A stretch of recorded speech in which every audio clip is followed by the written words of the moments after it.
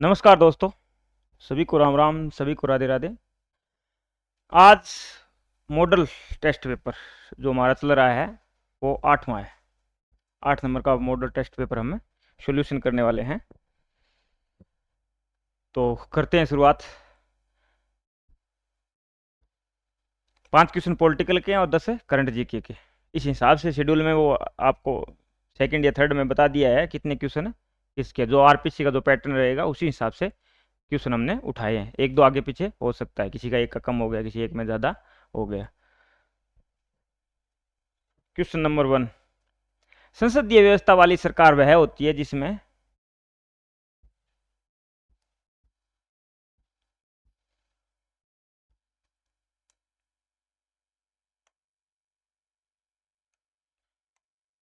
संसदीय व्यवस्था वाली सरकार वह होती है जिसमें संसद के सभी राजनीतिक दलों का सरकार में प्रतिनिधित्व होता है। कोई जरूरी नहीं है। सरकार संसद के प्रति उत्तरदायी होती है और उसके द्वारा हटाई जा सकती है। बिल्कुल, संसदीय सरकार का मतलब है संसद है वो सरकार है वो संसद के प्रति उत्तरदायी होती है। सरकार से मतलब है कार्यपालिका से। वैसे सरकार के 3 अंग होते हैं। सरकार है उसके 3 अंग होते हैं, विधायिका, कार्यपालिका और न्यायपालिका। राज्य है वो एक अमूर्त इकाई है, दिखाई नहीं देता, और इसका मूर्त रूप जो राज्य काम करता है वो इसके माध्यम से करता है। ये मूर्त रूप है। राज्य एक अमूर्त इकाई है, ये इसका मूर्त रूप है। सरकार के माध्यम से काम करता है। सरकार के 3 अंग है, विधायिका, कार्यपालिका और न्यायपालिका। यहाँ सरकार से मतलब अपन है वो कार्यपालिका से लगाया जाता है। सरकार मतलब मंत्रिपरिषद, महान्यायवादी, राष्ट्रपति, ये कार्यपालिका में आ जाते हैं। ठीक है, ये राजनीतिक कार्यपालिका है। और एक स्थायी कार्यपालिका होती है, उसमें सारे अधिकारी, क्यों कानून बनाने में, लागू करने में अधिकारी भी काम भाग लेते हैं, तो वो स्थायी कार्यपालिका है। तो सरकार मतलब कार्यपालिका से। ये किस पे आधारित है? तो संसदीय व्यवस्था में ये उत्तरदायी सरकार भी कहते हैं संसदीय व्यवस्था को। क्यों कहते हैं? अब ये सरकार है वो कार्यपालिका है वो मंत्रिपरिषद है, किसके प्रति उत्तरदायी है? संसद के प्रति। अगर संसद न लिख लोकसभा लिखा हो तो लोकसभा आएगा, क्योंकि जनता का सदन है वो लोकसभा है। ठीक है, दोनों में अंतर आपको समझना। अगर लोकसभा नहीं लिखा है तो अगर सीधा आपको पूछ ले रहा, आपके जैसे गांव का नाम नहीं दिया हो और जैसे तहसील का नाम दिया हो, तो आपको पहले तहसील चुननी होगी कि किस तहसील से इनका संबंध है। अगर गांव का पर्टिकुलर नाम दिया तो फिर गांव का चुनना होगा। तो आपको सीधा पर्टिकुलर देखें तो सरकार है वो संसद के प्रति उत्तरदायी होती है, और संसद में से अपन देखें तो लोकसभा के प्रति उत्तरदायी होती है, क्योंकि वो जनता का सदन है। अध्यक्ष व्यवस्था में उत्तरदायित्व का अभाव होता है, वो स्थायी सरकार होती है। ठीक है ना, कार्यपालिक राष्ट्रपति है वो 4 वर्ष के लिए स्थायी रूप से चुना जाता है और उसके द्वारा हटाई जा सकती है। सरकार लोगों के द्वारा निर्वाचित होती है और उसके द्वारा हटाई जा सकती है। सरकार संसद के प्रति चुनी जाती है, किंतु निर्धारित समयावधि के पूर्ण होने से पूर्व हटाई जा सकती है। संसदीय सरकार का मतलब है सरकार संसद के प्रति उत्तरदायी होती है और उसके द्वारा हटाई जा सकती है। यहाँ सरकार के 3 अंग हैं। यहाँ सरकार से मतलब कार्यपालिका से। कार्यपालिका मतलब मंत्रिपरिषद। मंत्रिपरिषद में प्रधानमंत्री भी शामिल है। मंत्रिमंडल एक इसका छोटा भाग है, और संविधान में मंत्रिमंडल शब्द अनुच्छेद 352 में एक जगह यूज हुआ है और हर जगह मंत्रिपरिषद शब्द लिखा हुआ है। 74 में देख लो, 75 में देख लो। नेक्स्ट क्वेश्चन, संस्थात्मक सरकार की विशेषताएं है। संस्थात्मक सरकार की क्या विशेषताएं होती है तो वो अपन को बताना है। देश का प्रमुख ही सरकार का प्रमुख होता है? नहीं, देश का प्रमुख सरकार का प्रमुख अलग अलग होता है, ये गलत है। संसदीय व्यवस्था में सरकार का प्रमुख प्रधानमंत्री होता है और देश या राज्य का प्रमुख है और राष्ट्रपति या राजा होता है। जैसे इंग्लैंड में राजा है, अपने राष्ट्रपति है तो राष्ट्रपति होता है। ये हेड ऑफ स्टेट होता है और ये हेड ऑफ गवर्नमेंट होता है। ये सरकार का प्रमुख होता है और ये देश कह दो या राज्य कह दो, राज्य उपलिक देश का प्रमुख होता है। यहाँ राजा भी हो सकता है जैसे इंग्लैंड में, ठीक है ना। लेकिन अध्यक्षात्मक व्यवस्था में देश का प्रमुख और सरकार का प्रमुख एक ही व्यक्ति होता है। ठीक है, दोहरी कार्यपालिका नहीं होती, एकल कार्यपालिका होती है। संसदीय व्यवस्था में दोहरी कार्यपालिका होती है। सरकार का प्रमुख विधायिका के प्रति उत्तरदायी होता है। सरकार का प्रमुख है वो विधायिका के प्रति उत्तरदायी होता है। ठीक है, 2 नंबर उत्तर हो गया अपना। कितना नंबर उत्तर हो गया? 2।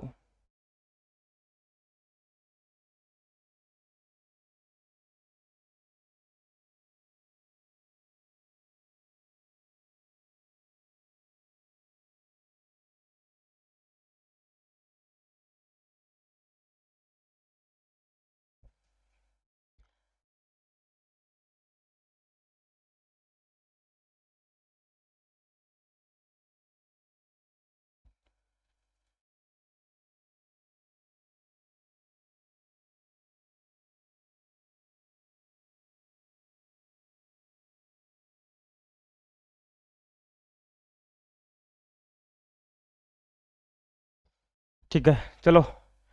सरकार का प्रमुख विधायिका के प्रति उत्तरदायी नहीं होता है, यहाँ नहीं शब्द आ गया, ये देखना है। कभी ये दोनों एक जैसे लगे आपको, उत्तरदायी होता है, यहाँ भी आप ये नहीं नए पढ़ के और सीधा देखोगे तो ऐसे लगता है आपको कि दोनों सेम है। नहीं, सरकार का प्रमुख प्राय प्रत्यक्ष रूप से जनता के द्वारा चुना जाता है। सरकार का प्रमुख प्राय प्रत्यक्ष रूप से जनता द्वारा चुना जाता है, जनता द्वारा नहीं चुना जाता। बहुमत का जो नेता होता है वो सरकार का प्रमुख होता है, अप्रत्यक्ष रूप से चुना जाता है। ठीक है, तो ये होगा संस्था सरकार की विशेषताएं। दोहरी कार्यपालिका होती है, सरकार का प्रमुख प्रधानमंत्री होता है और देश का या राज्य का प्रमुख है और राष्ट्रपति या राजा होता है।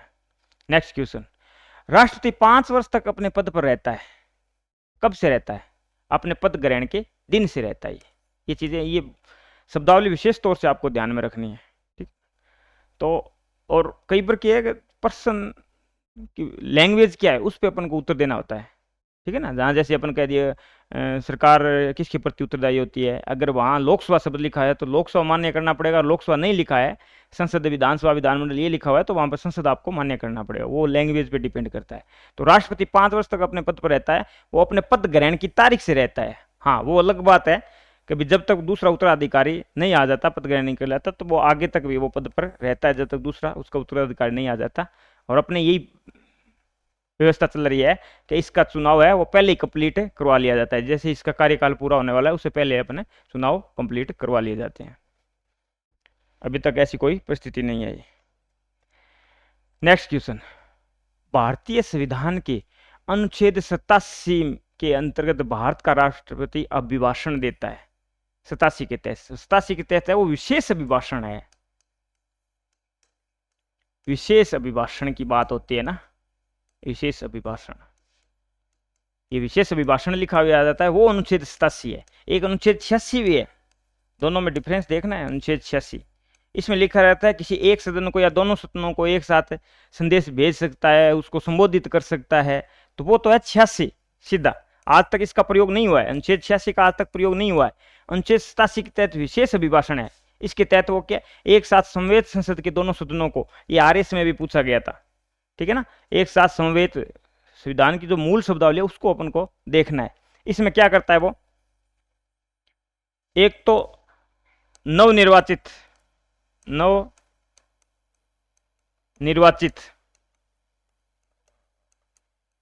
लोकसभा का प्रथम सत्र उस टाइम, या फिर प्रत्येक वर्ष पहला कौन सा होता है, बजट सत्र, उससे पहले संबोधित करता है। दो ही कंडीशन होती है उसमें, या तो नवनिर्वाचित विधानसभा लोकसभा का पहला सत्र, जैसे नई लोकसभा का गठन होता है, राज्यसभा तो 27 सदन है, उसमें तो नवनिर्वाचित वो अलग अलग एक सदस्य प्रत्येक 2 वर्ष बाद है वो रिटायरमेंट हो जाते हैं। ठीक है ना, 6 वर्ष कार्यकाल सदस्यों का है, न कि राज्यसभा का, तो वो तो 27 सदन है।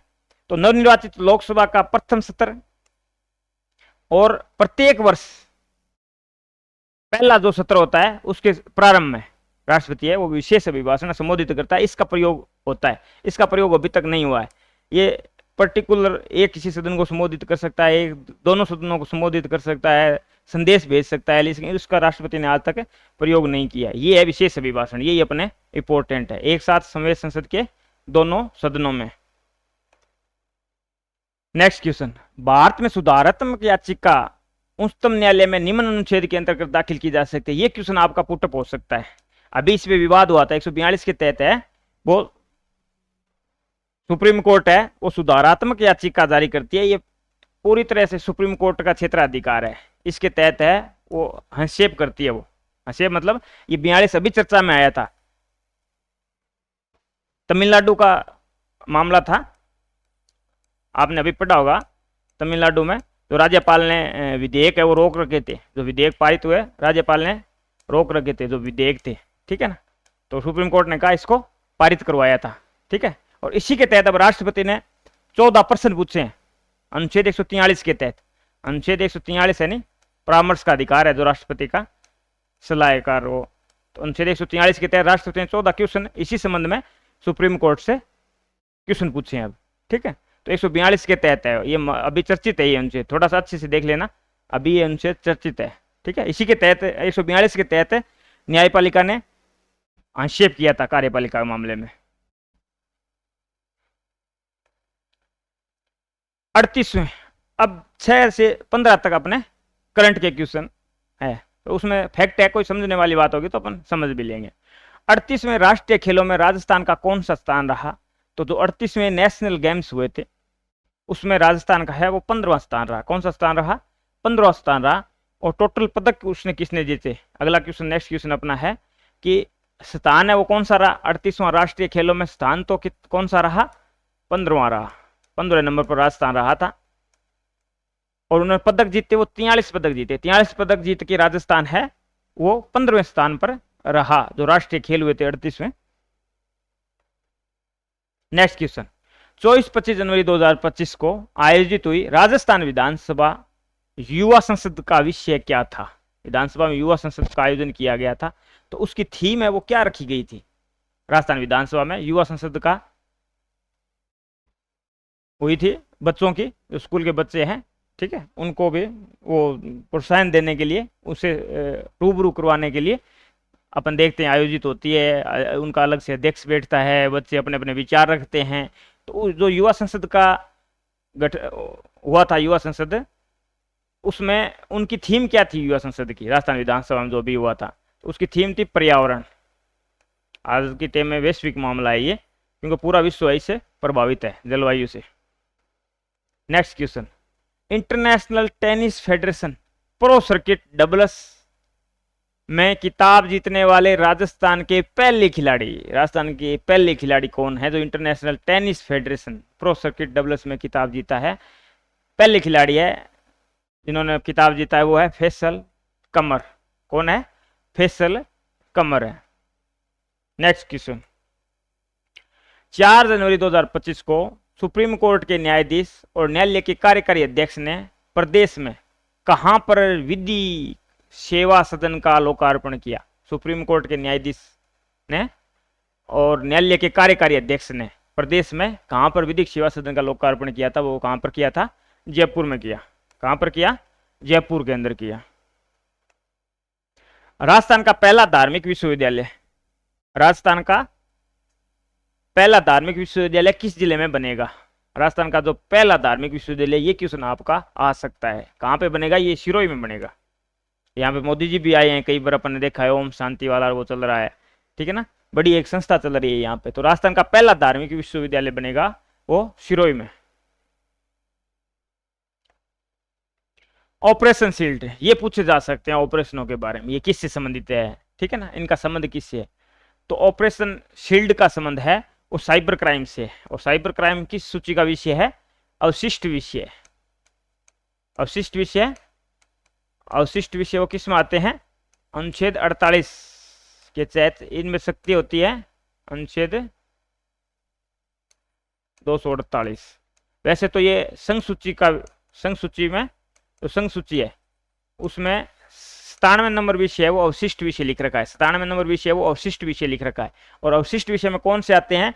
जो तीनों में बंटवारा हो गया, राज्य सूची, समवर्ती सूची, संघ सूची, उसके अलावा जो विषय नया आएगा अस्तित्व में, तो वो किसके पास चला जाएगा? वो अवशिष्ट विषय में चला जाएगा और उस पर संघ सरकार का अधिकार होगा, संघ का अधिकार होगा। तो साइबर अपराध से संबंधित है ऑपरेशन शील्ड।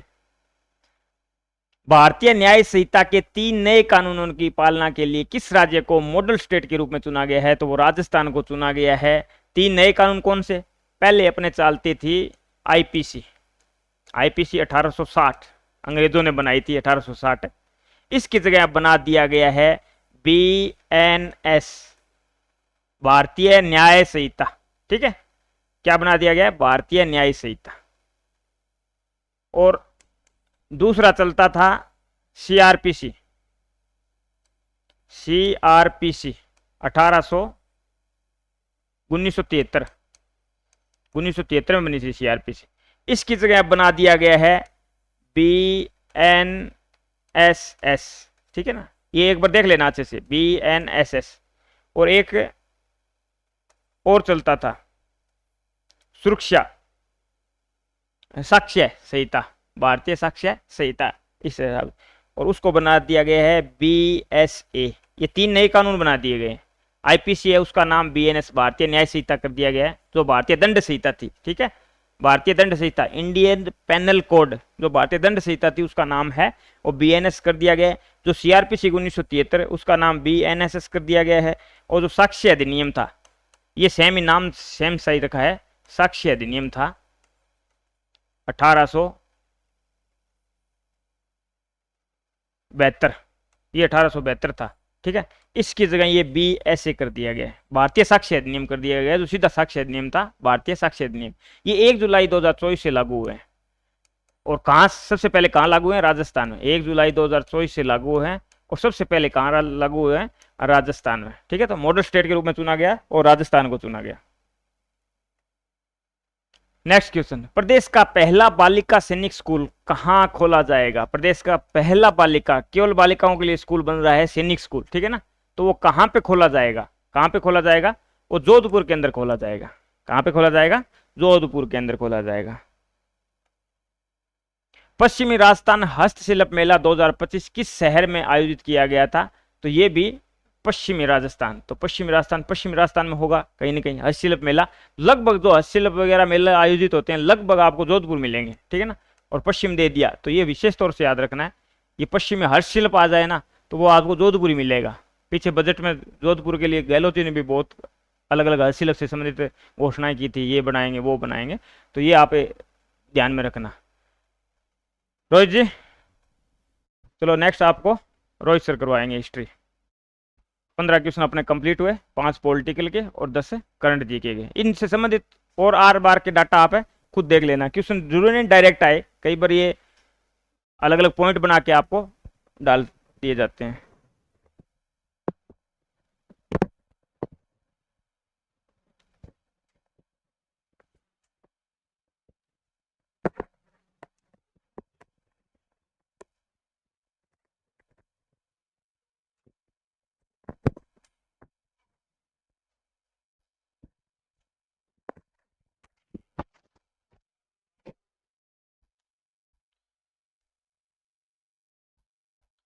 हाँ जी, सभी को नमस्कार। चलिए अभी प्रश्न है, रण हस्तिन की उपाधि किस प्रतिहार राजा ने धारण की है? बहुत ही आसान प्रश्न है और काफी बार पूछा गया है। रण हस्तिन की उपाधि कौन से प्रतिहार राजा के पास थी? तो हमें याद रखना है वत्सराज। इनको आप सभी जानते हो, त्रिपक्षीय संघर्ष के लिए जाना जाता है। इन्होंने शुरू किया था और लगभग 100 वर्षों तक चला था ये। अंतिम रूप से विजय की अगर अपने बात करें तो यहाँ पर प्रतिहारों की हुई थी। रण हस्तिन जो उपाधि है वो किसकी है? भी आपकी वत्सराज की है।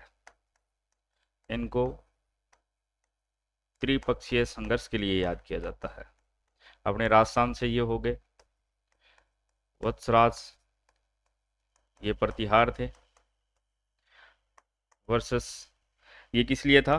कन्नौज पर अधिकार हेतु। कन्नौज पर हर्षवर्धन की मृत्यु के बाद कन्नौज पर अधिकार हेतु चला था ये त्रिपक्षीय संघर्ष। ठीक है, बंगाल से था आपका पाल, धर्मपाल, और पहले ये पाल को तो हरवा देते हैं ये धर्मपाल को। ठीक है, लेकिन जो ध्रुव धारावर्ष आते हैं राष्ट्रकूट शासक, वे वत्सराज को हरा देते हैं। बाद में आगे चलकर क्या है, नागभट्ट द्वितीय जो है, इनका बेटा नागभट्ट, वो जीतता है। तो त्रिपक्षीय संघर्ष के लिए इनको याद किया जाता है। 100 से ज्यादा वर्षों तक चला था ये। इसके अलावा इनके टाइम में आपके उद्योतन सूरी, इनकी रचना काफी बार पूछी जाती है। कुवल्यामाला, कुवल्यामाला की रचना की थी। ठीक है, तो इतनी बातें ध्यान में रख लेना। उपाधि पूछे, बी नंबर ऑप्शन। अगला है, चल फिर साह की दरगाह राजस्थान में कहाँ स्थित है? चल फिर साह की दरगाह पूछी गई है आपसे। चल फिर साह की दरगाह, तो ये दरगाह है आपकी चित्तौड़गढ़ के अंदर। कहाँ पर है? चित्तौड़गढ़ के अंदर। जो प्रमुख है, जैसे आपकी मीरान साहब की पूछी जाती है जो कि तारागढ़ अजमेर के अंदर है। मिठे साहब की पूछी जाती है, गागरोन झालावाड़ के अंदर है। तो ये याद रख लेना भी। ये चल फिर शाह की दरगाह कहाँ पर? आपकी चित्तौड़गढ़ के अंदर है। मिठे शाह की काफी बार पूछी जाती है, तो गागरन दुर्ग झालावाड़। मीरान साहब की तारागढ़ दुर्ग अजमेर। अगला है, अंग्रेजों ने अपनी शपथ भंग की, क्या उन्होंने अवध पर अधिकार नहीं किया? अतः उन्हें यह अपेक्षा नहीं करनी चाहिए कि भारतीय अपनी शपथ का अनुपालन करेंगे। 1857 ईस्वी की क्रांति के संदर्भ में यह कथन जो है किसने कहा? तांत्या टोपे, हाकिम अहमद, प्रताप सिंह या मोहम्मद अली बैग? आप जानते हो नीमच का विद्रोह 1857 की क्रांति के अंतर्गत नीमच में विद्रोह होता है 3 जून 1857 को। किसके नेतृत्व में? आपके एक थे मोहम्मद अली बेग व हीरालाल। दो व्यक्तियों के नाम याद रखने हैं आपको, मुख्य तौर पर तो मोहम्मद अली बेग, ये कथन जो है इन्हीं का है, ठीक है। और जो नीमच का विद्रोह हुआ था उसका इन्होंने क्या है, नेतृत्व किया था। यहाँ पर जो अंग्रेज अधिकारी थे उनको जान के लाले पड़ गए थे, वो भाग कर क्या है आपके चित्तौड़गढ़ के अंदर डूंगला नामक स्थान पर आकर रुकते हैं, रूगाराम किसान के घर।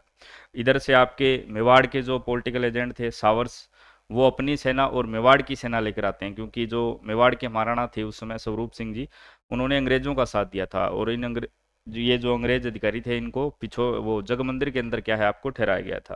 तो इनका जो संबंध भी पूछा जाता है, नीमच विद्रोह का नेतृत्व किसने किया था? आपके मोहम्मद अली बेग ने किया था। मोहम्मद अली बेग और हीरालाल दोनों ही नाम याद रखने हैं।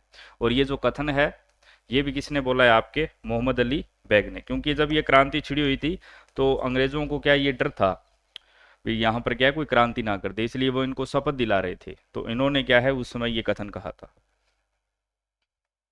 अगला है नानक भील व देवीलाल, ये ठीक है। देवीलाल गुज्जर का संबंध निम्नलिखित में से किससे था? विजोलिया किसान आंदोलन से, बूंदी किसान आंदोलन से, मेवाड़ भील आंदोलन से, या फिर बेंगू किसान आंदोलन से? देखिए बिजोलिया भी नहीं है, मेवाड़ भी नहीं है। दो नाम याद रखने, एक तो देवीलाल गुज्जर हो गए आपके, नानक भील, इनका संबंध कौन से किसान आंदोलन से? आपके बूंदी किसान आंदोलन से है, ठीक है।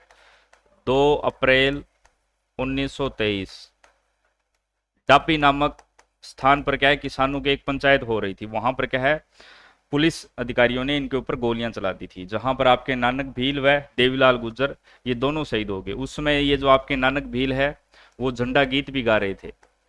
कौन सा गीत गा रहे थे? झंडा गीत गा रहे थे।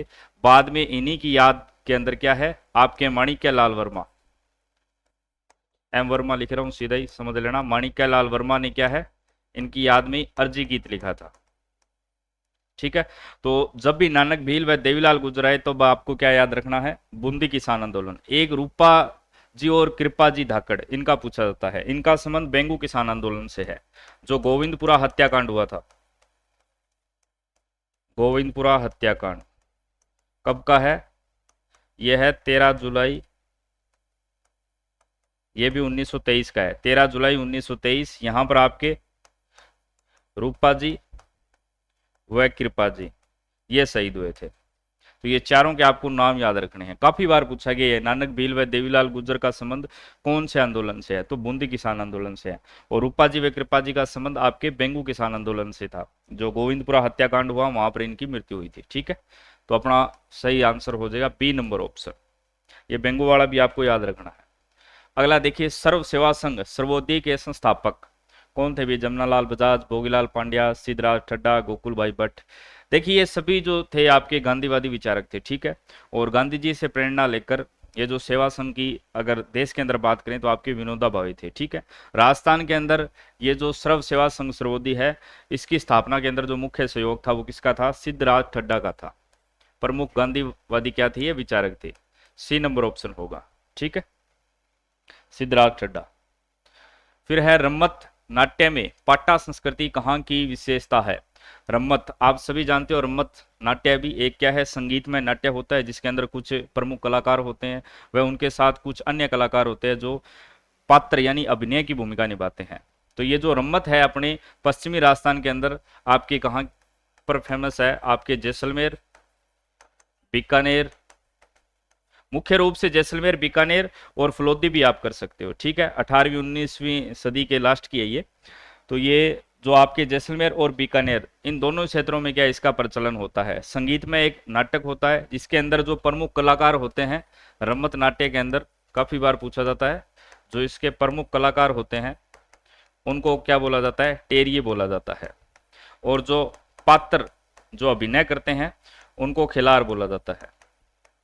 इसके अंदर आपका ढोल हो गया, नगाड़ा, ऐसे वाद्य यंत्रों का क्या है प्रयोग किया जाता है। लेकिन जो पाटा संस्कृति है ना, ये कहाँ की प्रसिद्ध है, ये आपकी बीकानेर की प्रसिद्ध है। सीधा अगर आपसे पूछ लिया जाए भी जो रम्मत है तो अपने पश्चिमी राजस्थान के अंदर जैसलमेर के अंदर भी प्रसिद्ध है, बीकानेर के अंदर भी है, यहीं से इनकी क्या है शुरुआत हुई थी। लेकिन पाटा संस्कृति अगर आपसे पूछे तो आपका उत्तर होगा बीकानेर। इसके अंदर क्या है, जो चौपाल वगैरह होती है वहां पर क्या है, एक मंच का आयोजन किया जाता है, एक तख्ता रखा जाता है, बस उसी को अपने बोलते हैं रम्मत के। इसके रम्मत के लिए क्या है, एक चौपाल गांव के अंदर जो खुली जगह होती है वहां पर क्या है, एक मंच का तैयार किया जाता है इसको करने के लिए, उसी को बोलते हैं पाटा संस्कृति। तो ये बीकानेर की प्रसिद्ध है। अगला है सुबटिया लोकगीत का संबंध किससे है भी, लोकगीत है सुबटिया, किससे है भी। लोकगीत आपको आपके एक तो ग्रासिया हो गए और भील हो गए, इनके ऊपर ज्यादा ध्यान देना है, ठीक है। जनजाति के अंदर भी आपके जो ग्रासिया है, भील है, इनके ऊपर थोड़ा सा विशेष ध्यान देना है। बाकी अन्य जो आपकी जनजाति है उनको थोड़ा थोड़ा पढ़ लेना, क्योंकि अभी तक अगर आप एग्जाम का पैटर्न देखोगे तो ज्यादातर जो क्वेश्चन आए हैं वो ग्रासिया और भीलों में से ही आते हैं, ठीक है। और ये जो सुबटिया लोकगीत है ये भी किसका है, भील स्त्री से संबंधित है, भीलों का है, डी नंबर ऑप्शन होगा। चलिए अगला है, कौन सी शैली मारवाड़ चित्रकला की उपशैली नहीं है। अपने जो चित्रकला की है वो मुख्य तौर पर चार ही घराने, एक जैसा मारवाड़ हो गया, ढूंढाड़ हो गया, हड़ौती हो गया और मेवाड़ हो गया। तो याद रख लेना, एक आपका मेवाड़ घराना, मारवाड़, ढूंढाड़ और हड़ौती। हड़ौती के अंदर तो आपको कोटा, बूंदी, झालावाड़, कई बार ये मिलान वाला पूछ लेता है, ठीक है। ढूंढाड़ के अंदर आपको याद रखना है आमेर, जयपुर, शेखावाटी, अलवर, उनियारा। मारवाड़ के अंदर अपने बात करें तो आ जाएगा आपका जैसलमेर, बीकानेर, जोधपुर, इसके अलावा इसके अंदर आपका अजमेर भी आता है, अजमेर हो गया, किशनगढ़ हो गया। मेवाड़ की बात करें तो आपका जैसे उदयपुर, चावंड, नाहद्वारा, देवगढ़, ये देवगढ़ प्रतापगढ़ के अंदर पड़ता है भी, सांवर, ठीक है। तो ये मिलान वाला प्रश्न है, कौन सी शैली मारवाड़ चित्रकला की उपशैली नहीं है। देखिए भी देवगढ़ प्रतापगढ़ के अंदर है तो ये मेवाड़ की हो जाएगी, ए नंबर ऑप्शन। किशनगढ़ हो गया, बीकानेर हो गया, अजमेर हो गया, जैसलमेर हो गया, जोधपुर हो गया, ठीक है। ये सभी किसके अंदर चले जाएंगे, आपके मारवाड़ के अंदर, तो ए नंबर ऑप्शन हो जाएगा। अगला देखिए, सूची फर्स्ट को सूची सेकंड से क्या अपने को सुमेलित करना है, सुमेलित कीजिए तथा नीचे दिए गए कूट का प्रयोग कर सही उत्तर देना है। एक तरफ आपकी राजस्थान की जनजातियां हैं और उनका प्रमुख आवास क्षेत्र कौन सा, ये पूछा गया है। तो सहरिया अपने जानते हैं 12 के अंदर है, सहरिया 12 और कोटा एक के अंदर आएगा आपका थर्ड नंबर, ठीक है। ग्रासिया सिरोही, उदयपुर और सिरोही के अंदर मिलते हैं ज्यादा, तो सेकंड। डामोर आपके डूंगरपुर, बांसवाड़ा, मीणा आपको जयपुर याद रखना ही है, जयपुर के आसपास वाला इलाका, तो ये लीजिए 3 2 1 4 किसके अंदर है, 3 2 1 4, 3 2 1 4, सी नंबर ऑप्शन हो जाएगा, सी नंबर ऑप्शन। अगला है कर्णिस्तक, चुंडास्तक और हाड़ीस्तक जैसी पुस्तकें जो आपकी किसने लिखी है, नाथू सिंह महरिया, स्वाई सिंह धमोला, चंडीदान संधू, मुरारीदान। जो ये मुरारीदान है इनकी तो एक ही ज्यादा पूछी जाती है, यशवंत यशोभूषण, ठीक है। और ये जो पुस्तकें हैं, कर्णिस्तक है, चुंडास्तक है, हाड़ीस्तक है, एक और है झालामानस्तक है और वीर सतसई, ये किसके आपके नाथू सिंह महरिया की है। तीन तो ये याद रख लेना भी इनकी, ठीक है। इसके अलावा याद रखना चाहो तो वीर सतसई, झालामान शतक, ठीक है, याद रख लेना इतना, ए नंबर हो जाएगा, नाथू सिंह महरिया की है। चलिए अब आपके हिंदी के प्रश्न है, व्याकरण की दृष्टि से कौन सा कथन जो है आपका सही नहीं है, कौन सा सही नहीं है ये छांटना अपने को। अब्ज और कंज परस्पर पर्यायवाची शब्द बिल्कुल भी, कमल के पर्यायवाची है तो ये कथन तो बिल्कुल ठीक है। अगला है स्वच्छ शब्द का संधि विच्छेद सु प्लस अच होगा, ठीक है भी। ऊ के बाद भिन्न स्वर आ रहा है, ठीक है, स आपका आधा रह जाएगा, ऊ आपका वह में बदलेगा और ए स्वर उसके अंदर मिल जाएगा, ठीक है। स के अंदर कौन सा स्वर है आपका, ऊ प्लस ए, ये लीजिए। ऊ के बाद क्या आया, भिन्न स्वर, ये बदलेगा वह के अंदर, ठीक है। इसके अंदर आपका ए मिलते ही ये पूरा बन जाएगा वह, और ये सह रह गया आधा, बाकी वैसा का वैसा, ठीक है। कौन सी संधि है? यण स्वर संधि है। वैसे अच्छा शब्द होता है, ठीक है, लेकिन आपको दे सकता है अच्छा शब्द, तो मेन अच्छा ही होता है। स्वच्छ, ये भी ठीक है, सु प्लस अच, स्वच्छ। उद्गार शब्द में उत या फिर उद उपसर्ग है, बिल्कुल ठीक है। भी अपने हिंदी के अंदर ज्यादातर उत ही आता है, लेकिन हिंदी की जो मूल है भाषा है वो कौन सी है? अभी संस्कृत है, इसलिए बहुत सारी किताबों के अंदर आपको उद भी लिखा हुआ मिलता है। यदि उत नहीं दिया गया हो तब अपने उद को सही मान सकते हैं, ठीक है। तो क्या हो जाएगा? अरे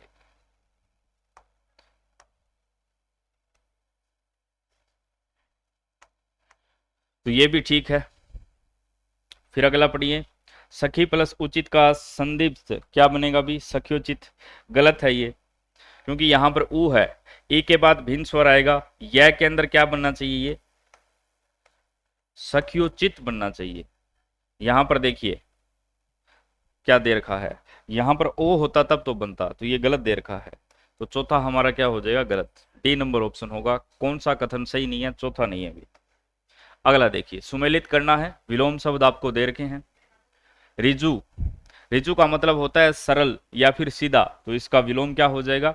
वक्र यानी कि घुमावदार। वक्र का मतलब होता है घुमावदार, तो एक के अंदर आएगा आपका डी नंबर। स्थावर, इसका क्या होगा? भी स्थावर यानी कि जो स्थिर है। जंगम का मतलब होता है चलना या फिर चलायमान, तो स्थावर का हो जाएगा जंगम, ए। मूक यानी मौन रहना, एक मौन रहना और एक बहुत ज्यादा बातें करना, ठीक है। बातूनी तो वाचाल, मूक का वाचाल। उग्र यानी शांत, सौम्य। उग्र यानी अशांत, सौम्य यानी शांत, तो उग्र का क्या हो जाएगा आपका? सौम्य। डी ए बी सी देख लो कहां पर है, डी ए बी सी एक नंबर विकल्प ही है, यही है ना, डी ए बी सी, ठीक है, ए नंबर हो जाएगा।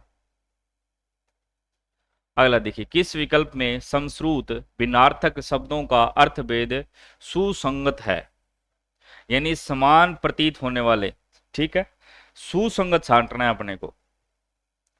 भिन्नार्थक शब्दों का समान प्रतीत होने वाले भिन्न शब्दों का अर्थभेद सुसंगत है, इसका मतलब क्या है? कुछ ना कुछ गड़बड़ है। देखिए, कोर और कोर, ग्रास और किनारा, ये उल्टा करके दे रखा है अभी, ठीक है।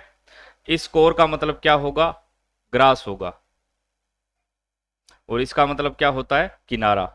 निश्चल, इसका मतलब बिना चले, तो स्थिर होना चाहिए, ये भी उल्टा करके दे रखा है। निश्चल यानी बिना छल के, सीधा एकदम, तो ये भी उल्टा दे रखा है, तो ये भी गलत हो गया, ये भी गलत हो गया, उल्टा दे रखा है यहां पर। और शुद्धि माने चेतना, शुद्धि विद्वान, ये भी उल्टा दे रखा है, काट दो। परुष माने कठोर, पुरुष माने नर, ये ठीक है। तो इनके जो अर्थ हैं उनको क्या है? उल्टा करके दे रखा है, बाकी चारों याद रख लेना। इस कोर माने क्या होता है? किनारा, इस कोर माने ग्रास। निश्चल माने स्थिर, निश्चल माने सीधा। सुधि माने चेतना, सुधि माने आपका विद्वान, उल्टा अर्थ दे रखा था, डी नंबर।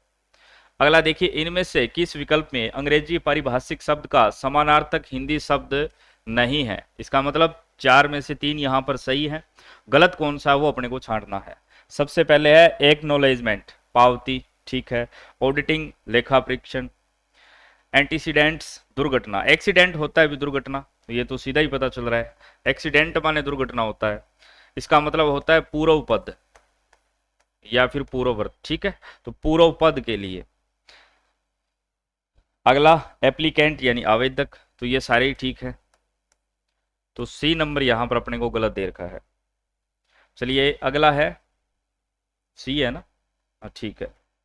अगला देखिए, मैंने मेरा काम कर लिया वाक्य का शुद्ध रूप है। वाक्य का शुद्ध रूप है, मैंने मेरा काम कर लिया है, मैं अपना काम कर लिया है, मैंने अपना काम कर लिया है, मैंने उनका काम कर लिया है, मैंने सब, ये तो सीधा सही है।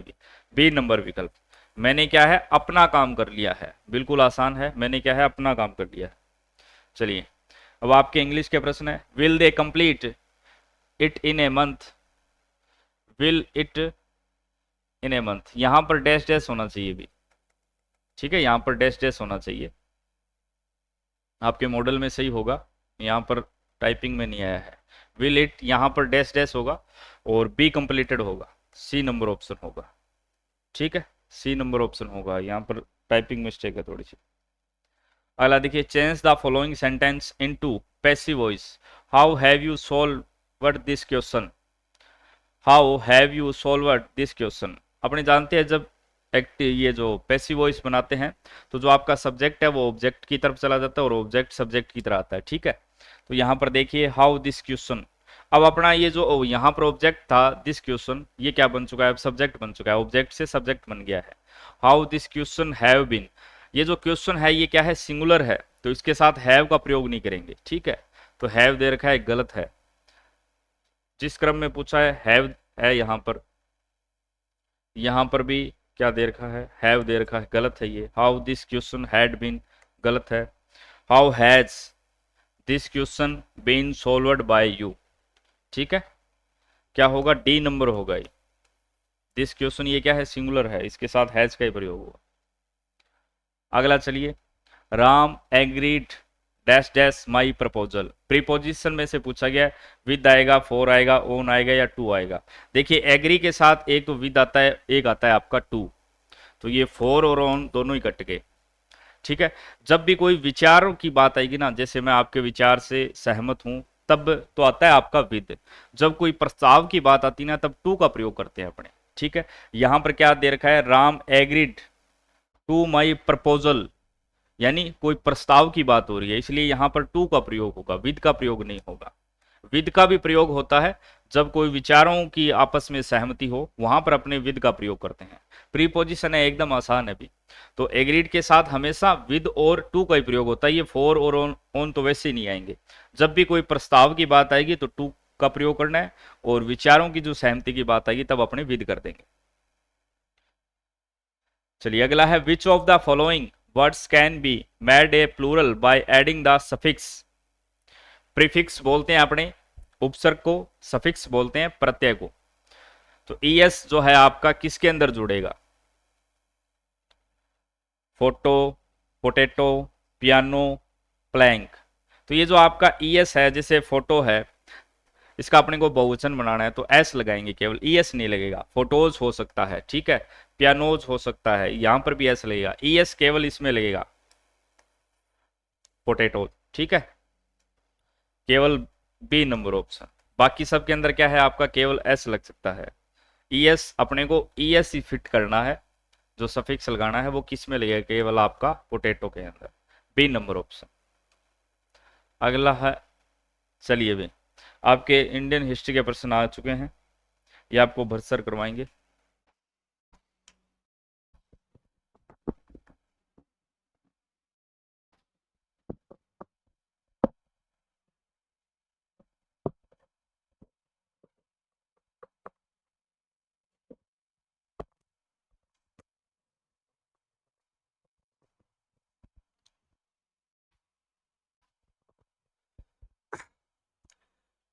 हाँ भाई, अपना अगला प्रश्न है,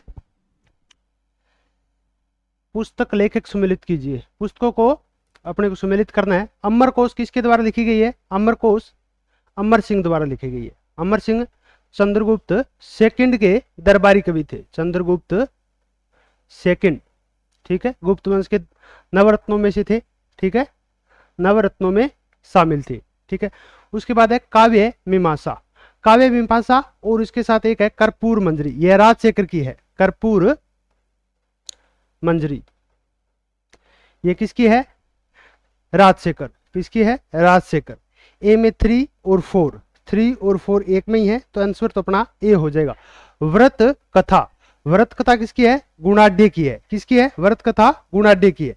और आपसे पूछे कि वृद्ध सही, एक है वृद्ध जातक, वृद्ध जातक, और एक है वृद्ध जातक और लघु जातक। ठीक है, इसके साथ पंच सिद्धांतिका, ठीक है, यह पुस्तक वराह मिहिर की है, किसकी है, वराह मिहिर की है, जो भारतीय है, प्राचीन भारत इतिहास के लेखक है। ठीक है, व्रत जातक, लघु जातक, पंथ शितातिका, इसके साथ एक वृद्ध संहिता हो रहा है, वृद्ध संहिता। यह सभी पुस्तक व्राहमिहिर की है। उसके बाद है सौपनवास दत्तम। सौपनवास दत्तम किसकी है? भास की है। भास के द्वारा 13 नाटक है वो लिखे गए हैं। ठीक है, 13 नाटकों में से एक है सौपनवास दत्तम। ठीक है, तो आंसर क्या हो जाएगा अपना? आंसर ए हो जाएगा, 1 नंबर। अगले प्रश्न की तरफ बढ़ते हैं। किस संस्था की स्थापना डॉक्टर भीमराव अंबेडकर ने नहीं की? किस संस्था की स्थापना डॉक्टर भीमराव अंबेडकर ने नहीं की? सबसे पहले है द इंडिपेंडेंट लेबर पार्टी। ठीक है, इसकी स्थापना भीमराव अंबेडकर द्वारा 1936 में की गई। किसके द्वारा? BR अंबेडकर द्वारा। स्वतंत्र मजदूर पार्टी भी इसको कहते हैं। ठीक है, हाँ, द इंडिपेंडेंट लेबर पार्टी। इसके बाद है द पिंजेट्स एंड वर्क्स पार्टी। इसके बाद the scheduled caste federation. The scheduled caste federation की स्थापना 1942 में भीमराव अंबेडकर के द्वारा की गई।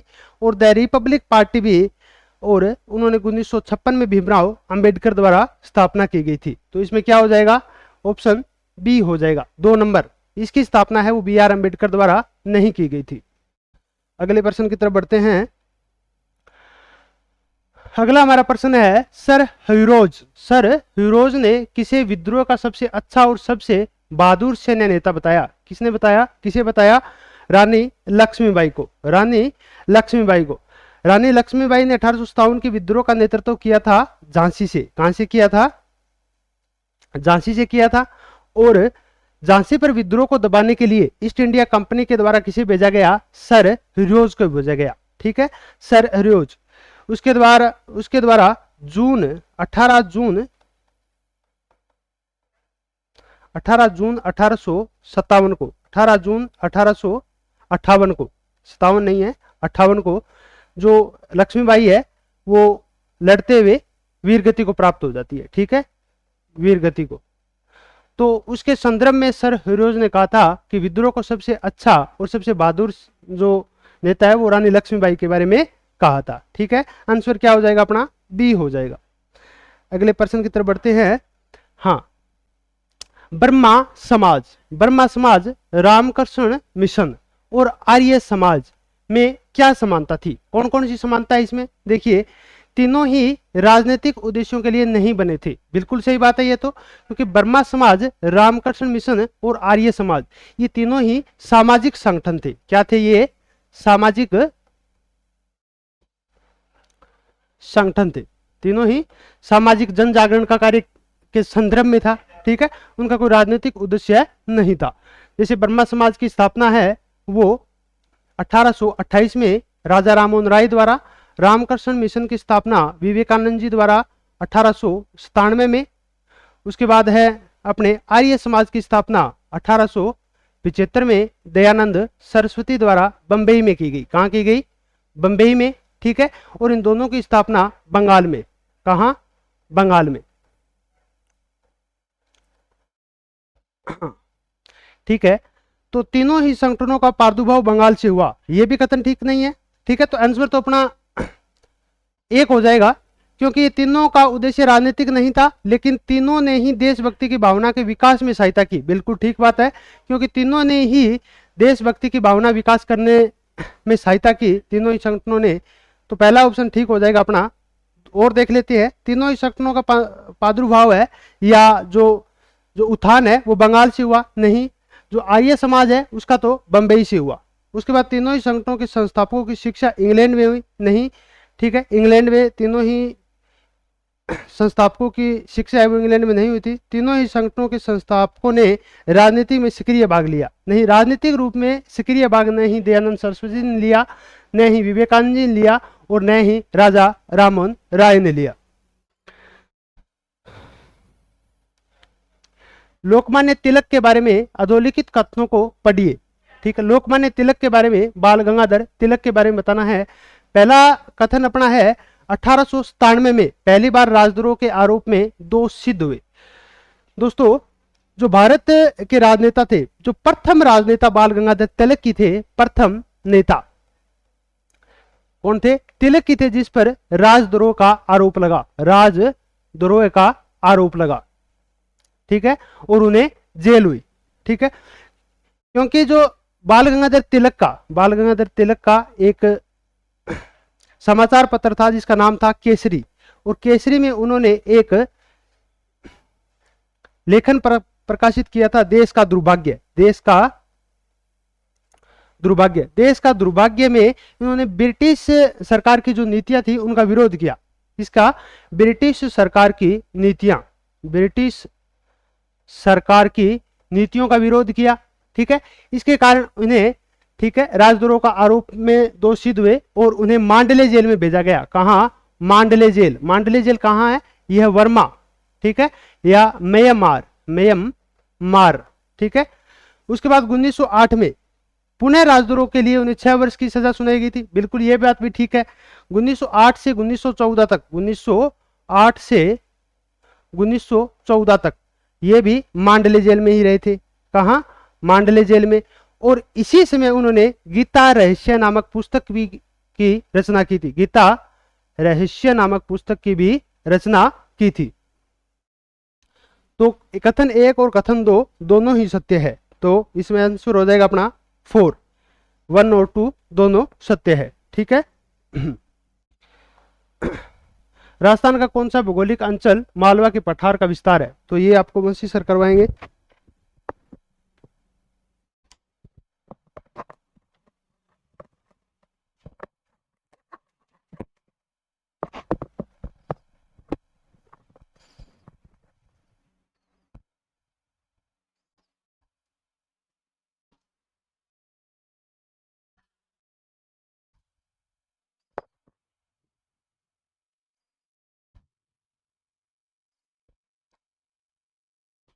हाँ जी, नमस्कार, राम राम, राधे राधे। आज जो अपना मॉडल पेपर है 8 है, उसके अंदर जो हम राजस्थान ज्योग्राफी के क्वेश्चन 40 से स्टार्ट होते हैं वो कर लेते हैं इस क्लास के अंदर।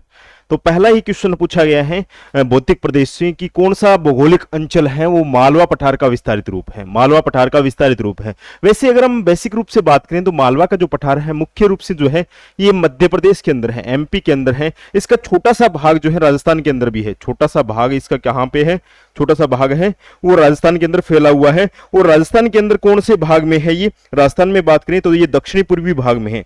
दक्षिणी पूर्वी भाग के अंदर ये विस्तारित है। दक्षिणी पूर्वी भाग के अंदर राजस्थान में है। और इस दक्षिणी पूर्वी भाग के अंदर राजस्थान में जो है एक पठार पड़ता है, उसका नाम है हाड़ौती का पठार। उसका नाम है हाड़ौती का पठार। हाड़ौती का पठार, हाड़ौती का पठार इसका नाम है, ये ध्यान रखना है। इस हाड़ौती के पठार की ही बात कर रहा है, यही ऑप्शन में दे रखा है, तो ये अपना इसका राइट आंसर होगा। इस हाड़ौती के पठार में राजस्थान के 4 जिले आते हैं। 4 जिलों की बात करें तो 4 जिले हैं, कोटा है, बूंदी है, बारा है, झालावाड़ है। कोटा, बूंदी, बारा, झालावाड़, ये जो है 4 जिले आते हैं इसके अंतर्गत। ये जो मालवा का पठार है वो हाड़ौती पठार का ही भाग है, ये जो मुख्य रूप से एमपी का है। नेक्स्ट बात करें, अगला जो है वो पूछा गया है हमसे सर्वाधिक वर्षा वाले जो जिले हैं उनका युगम कौन सा है। 2-2 जिले दे रखे हैं यहाँ पे। कौन सा युगम सर्वाधिक वर्षा प्राप्त करता है राजस्थान में? यहाँ पे जो पहला ऑप्शन दे रखा है झालावाड़ और बांसवाड़ा, दूसरा है उदयपुर और भीलवाड़ा, तीसरा है बूंदी कोटा, चौथा है भरतपुर करौली। तो यहाँ पे आंसर की बात करें तो आंसर तो ए नंबर हो जाएगा। अगर बात करें जिलों के अंदर सर्वाधिक वर्षा, जिलों में सर्वाधिक वर्षा वाले जिले पूछे, सर्वाधिक वर्षा वाला जिला तो वो है झालावाड़ है। अगर बात कर ले हमसे कि दक्षिण राजस्थान में या फिर पूरे राजस्थान में सबसे पहले वर्षा जो होती है वो कहां पे होती है? राजस्थान में बरसात शुरू होती है। राजस्थान में सबसे पहले जो वर्षा होती है, सबसे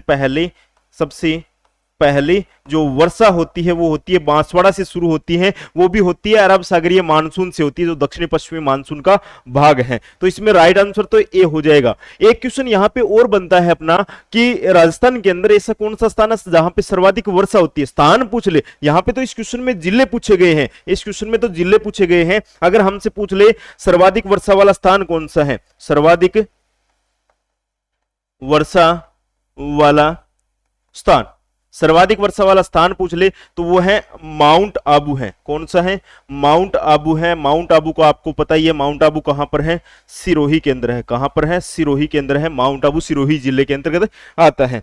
नेक्स्ट अगला क्वेश्चन है, राजस्थान की सबसे बड़ी जस्ता उत्पादक खदान है। सबसे बड़ी जस्ता उत्पादक बात करें, ये जो यहां पे पूछ रहा है वो है हिंदुस्तान जिंक लिमिटेड के द्वारा ये जो है स्थापित की गई है। कौन सी है? जावर खदान है। जावर खदान है। कहां पर है? उदयपुर के अंदर है, जो कि जस्ते की सबसे बड़ी खदान है। और यहीं पर जो है जो सीसा जस्ता और इसके साथ ही यहां पर चांदी के जो है चांदी भी निकाली जाती है। राणा लाखा के शासनकाल में यहां पे चांदी भी खोजी गई। राणा लाखा के शासनकाल में जावर उदयपुर के अंदर है चांदी की खदानें मिली थी, ध्यान रखें।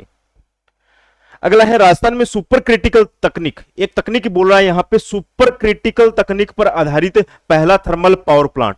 अगर हमसे यहां पे इस क्वेश्चन के अलावा यह पूछा जाए कि राजस्थान का पहला सुपर थर्मल पावर प्लांट कौन सा है, ये अगर क्वेश्चन पूछा जाए तो यहां पर तो अपना आंसर होता जो सूरतगढ़ वाला है। सूरतगढ़ श्री गंगानगर का है, श्री गंगानगर वाला है, वो यहां पे इसका राइट आंसर होता। पर यहां पे जो पूछा गया सुपर क्रिटिकल के अंदर है, वो पहला प्लांट था वो छबड़ा का था। और छबड़ा कहां पर है? छबड़ा 12 के अंदर है। ये पहला प्लांट था सुपर क्रिटिकल के अंदर। नेक्स्ट अगला है, जनगणना से संबंधित क्वेश्चन है कि जनगणना 2011 के अनुसार राजस्थान में लिंगानुपात और जो भारत का लिंगानुपात है उन दोनों की तुलना करनी है। भारत और राजस्थान के लिंगानुपात की तुलना करनी है। तो यहां पे ये क्वेश्चन तभी समझ में आएगा जब आपके पास जो भारत का लिंगानुपात है, लिंगानुपात के अंदर बात करें उसमें आपके पास भारत का याद हो, भारत का कितना है लिंगानुपात? 943 है। और राजस्थान का लिंगानुपात है वो है 928 है। कितना है? 928 है। तो यहां पे अब ऑप्शन पढ़ेंगे हम तो हमें पता लग जाएगा। राष्ट्रीय औसत से बिंदु से कम है, यानी राष्ट्रीय मतलब भारत की बात कर रहा है। ये किसकी बात कर रहा है? भारत के जो लिंगानुपात की बात कर रहा है। 6 बिंदु कम है, ये घटा के देखोगे तो आप ये जो है राजस्थान का लिंगानुपात 15 कम है। किससे? 15 कम है। राष्ट्रीय लिंगानुपात जी कितना कम है? 15 कम है। घटा के देखोगे तो आप, ठीक है। और यहां पे 15 वाला ये है, बी नंबर ऑप्शन है। अगर आपको ये दोनों आंकड़े याद हैं तो आप निकाल भी सकते हो, वैसे याद भी रख सकते हो, ठीक है। अगला जो क्वेश्चन है वो है आपका रीजनिंग का। तो रीजनिंग आपको सुभाष सर करवाने वाले हैं। चलिए लीजिए सर।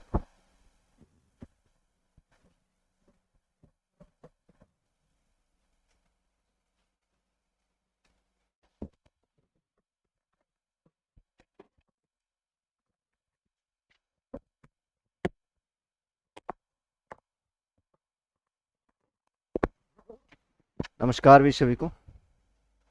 अगला अपना क्वेश्चन है रीजनिंग का, उसके बाद में आपके मैथ के फिर स्टैटिक्स के क्वेश्चन है। निम्नलिखित विकल्पों में से उस शब्द का चयन करें जो दिए गए शब्दों के समुच्चय सेट के सबसे अधिक समान है। बादाम, काजू, अखरोट, इसके सबसे अधिक समान वाला शब्द अपने को चयन करना है। केला, सेब, खुबानी, तरबूज। तो केला भी सबसे अधिक नहीं है, सेब भी नहीं होगा, खुबानी हो जाएगा। 3 नंबर ऑप्शन इसका राइट आंसर होगा। तो बादाम, काजू, अखरोट और खुबानी। काजू, अखरोट और खुबानी, 3 नंबर ऑप्शन सही होगा इसका। चलिए नेक्स्ट, उस संख्या का चयन करें। उस संख्या का चयन करना है जो निम्नलिखित श्रृंखला में प्रश्न चिन्ह को प्रतिस्थापित कर सकती है। यानी इस प्रश्न चिन्ह की जगह कौन सा अंक आएगा। अब इस श्रृंखला का देखिए अपने 2 के बाद में 4 के बाद में 12 के बाद में क्वेश्चन मार्क्स, फिर है 240 और फिर है 1440। अब इस श्रृंखला में देखिए तो 2 को 2 से गुना करते हैं तो 2 दूआ 4, 4 तिया 12, कितने से गुना हो रहा है? 3 से। तो फिर ये कितने से गुना होना चाहिए? लगभग 4 से गुना होना चाहिए। चलिए देखते हैं अपने 12 चौका 48, यहाँ पे क्या आना चाहिए? 48। फिर अपने 48 को अगर 5 से गुना करके देखें तो कितना आता है, 240 आता है। और 240 को अगर अपने 6 से गुना करें, 24 छिका 144, तो 1440 आ जाएगा। तो यहाँ पे जो आएगा क्वेश्चन मार्क्स की जगह वो क्या आएगा, 48। तो ये एक श्रृंखला बन गई, 2 फिर 3 से गुना होगा, फिर 4 से, फिर 5 से, और फिर 6 से गुना होगा। तो सब यहाँ पे पर्सन मार्क्स की जगह क्या आएगा, 3 नंबर ऑप्शन यानी 48 आ जाएगा इसका। चलिए नेक्स्ट अगला क्वेश्चन। अगला क्वेश्चन है चित्र ए में, ए, ये चित्र ए है, ये चित्र ए, चित्र ए वक्ताओं को किसको प्रदर्शित करता है? चित्र ए के अंदर है, जैसे 1 है, 5 है, 7 है, 4 है, ये वक्ताओं को प्रदर्शित करता है। बी स्नातकोत्तरों को प्रदर्शित करता है, ये बी है, इसके अंदर बी लिखा है, तो बी किसको प्रदर्शित करता है? स्नातकोत्तरों को प्रदर्शित करता है। ये वक्ताओं को प्रदर्शित करता है, वक्ताओं को, और ये स्नातकोत्तरों को।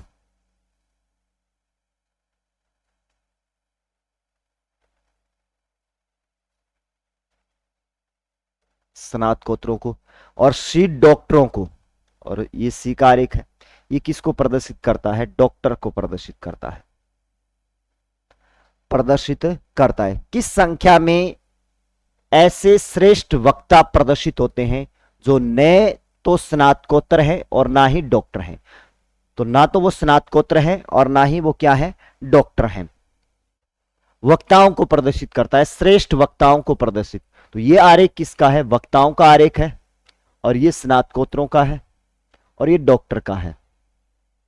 तो ऐसा कौन सा अंक है जो ना तो डॉक्टर, तो डॉक्टर में भी नहीं आना चाहिए, स्नातकोत्तर में भी नहीं, डॉक्टर में भी नहीं आना चाहिए, और स्नातकोत्तर में भी नहीं आना चाहिए।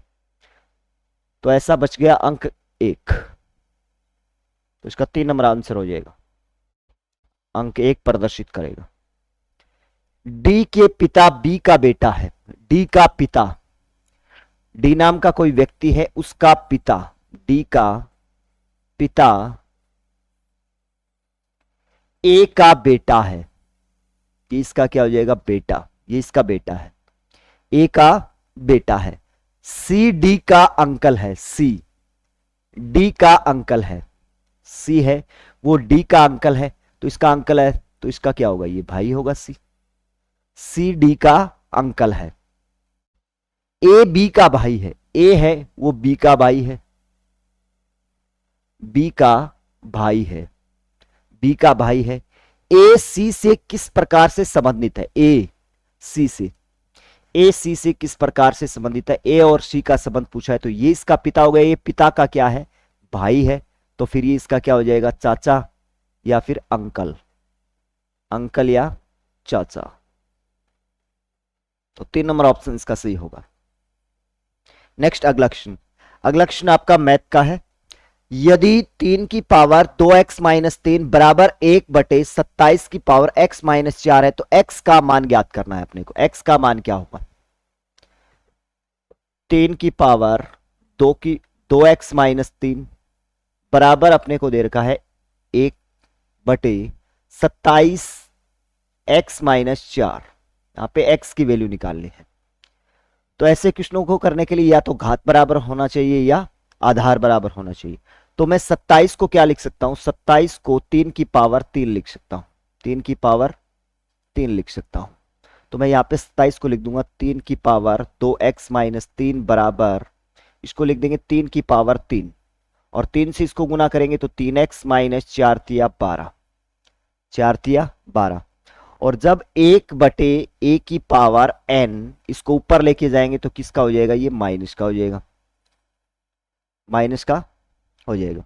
तो इसको ऊपर लेके जाए तो 2x माइनस 3 बराबर ये माइनस का हो जाएगा। तो 3 माइनस से गुना करेंगे तो ये प्लस का हो जाएगा, माइनस का, यानी 12 माइनस क्या हो जाएगा? 3x, 12 minus 3x। आधार बराबर है तो घात भी बराबर होंगे, आधार बराबर है तो घात भी बराबर होंगे, घात भी बराबर होंगे। आधार बराबर है तो घात भी बराबर होंगे इनके।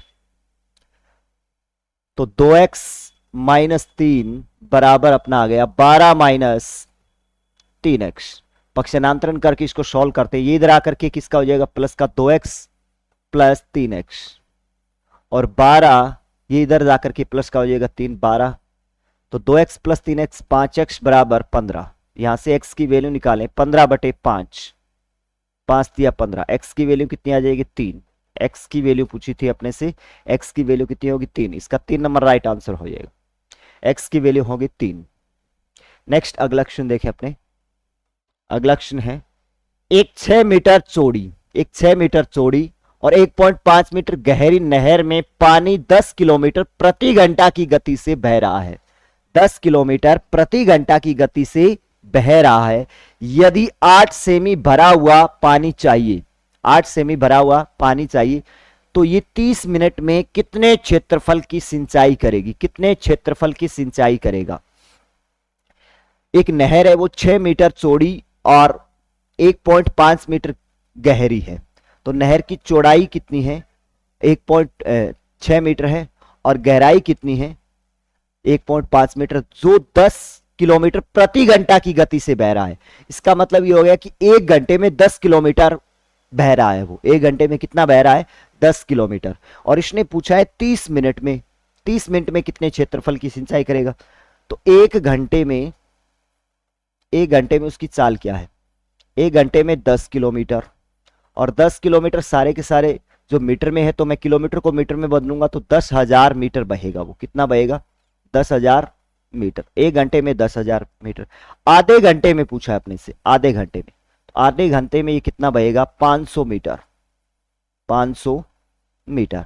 तो ये क्या होगी, इसकी लंबाई होगी, इतना लंबा बह सकता है ये पानी, लंबाई। और चौड़ाई कितनी दे रखी है अपने को 6 मीटर, और ऊंचाई या गहराई कितनी दे रखी है 1.5 मीटर। कितने क्षेत्रफल को सिंचित कर पाएगा ये, 8 सेमी भरा हुआ पानी चाहिए, कितने क्षेत्रफल को सिंचित कर पाएगा। तो इसका आयतन बराबर होगा, आयतन क्या होता है, लंबाई गुणा चौड़ाई गुणा ऊंचाई, लंबाई गुणा चौड़ाई गुणा ऊंचाई, बराबर कितने क्षेत्रफल को, कितने एरिया को सिंचित कर पाएगा। जिसमें 8 सेमी गहरा पानी चाहिए, इसको कितना चाहिए 8 सेमी, सेमी को अगर मैं मीटर में बदलूंगा तो 1 मीटर के बराबर 100 सेंटीमीटर होता है, तो बटे में कितना लगा देंगे 100। अब लंबाई कितनी है 500, 5000 मीटर, चौड़ाई कितनी है 6, और गहराई कितनी है जिसकी 1.5 पॉइंट हटा करके बटे में 10 बराबर क्षेत्रफल आ जाएगा अपने पास 100। इसको सॉल्व कर देते हैं, 0 से 0। अब इसको सॉल्व करें तो एरिया अपने पास आ जाएगा 515 छिका 90, 9000 गुना 15, इधर आकर के ये संख्या 100 ऊपर चला जाएगा, 8 नीचे आ जाएगा। इसको अपने 4 से काट दें, 25 चौका 100 और 4 दुआ 8, इसको 2 से काटेंगे तो 4500। तो एरिया अपने पास आ जाएगा 4500 गुना 15 गुना 25। अब 25 से इसको गुना करेंगे, 4500 गुना 15, 15 5 75, अंसल का 7, 15 दुआ 30 और 7 37, 375। और एरिया अपने पास आ जाएगा 45 को गुना करेंगे तो 5, 375 को 45 से गुना करते हैं, 375 को अगर 45 से गुना करेंगे, 375 को 45 से गुना करते हैं, 5 5 25, अंसल का 2 और 7 5 35 और 2 37, 3 5 दिया 15 और 3 1875 और 4 5 20, अंसल का 2, 5 5 25, 7 5 35, 375 को अगर 45 से गुणा करते हैं,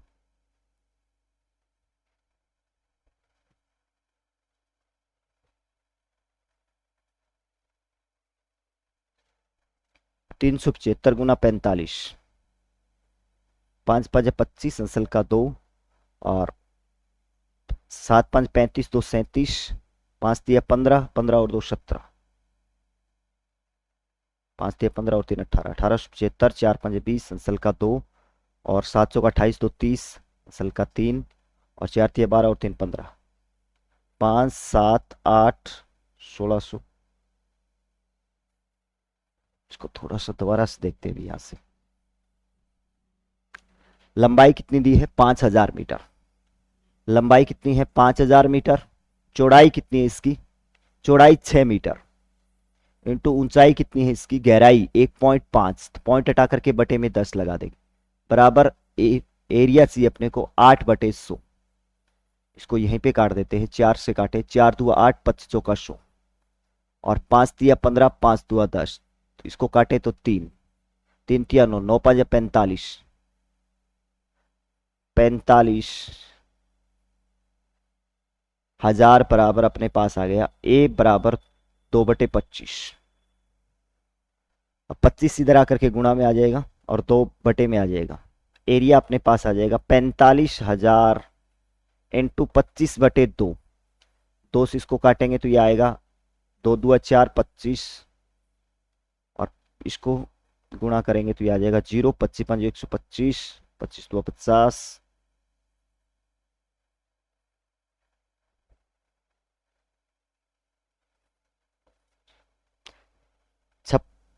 5,62,500 मीटर स्क्वायर एरिया आ गया।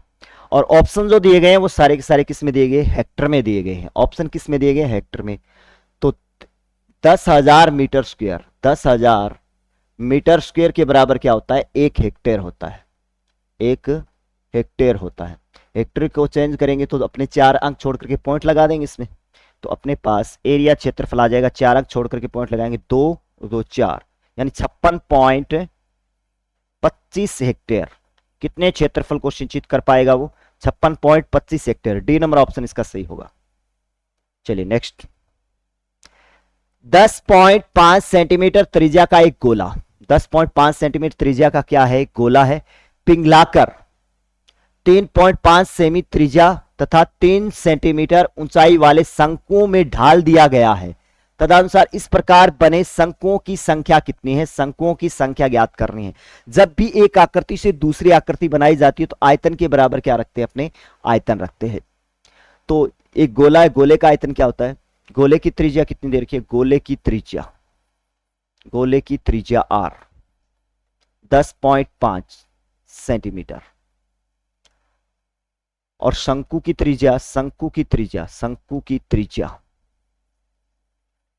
त्रिज्या r का मान दे रखा है 3.5 सेंटीमीटर, और ऊंचाई कितनी है, ऊंचाई h का मान दे रखा है 3 सेंटीमीटर।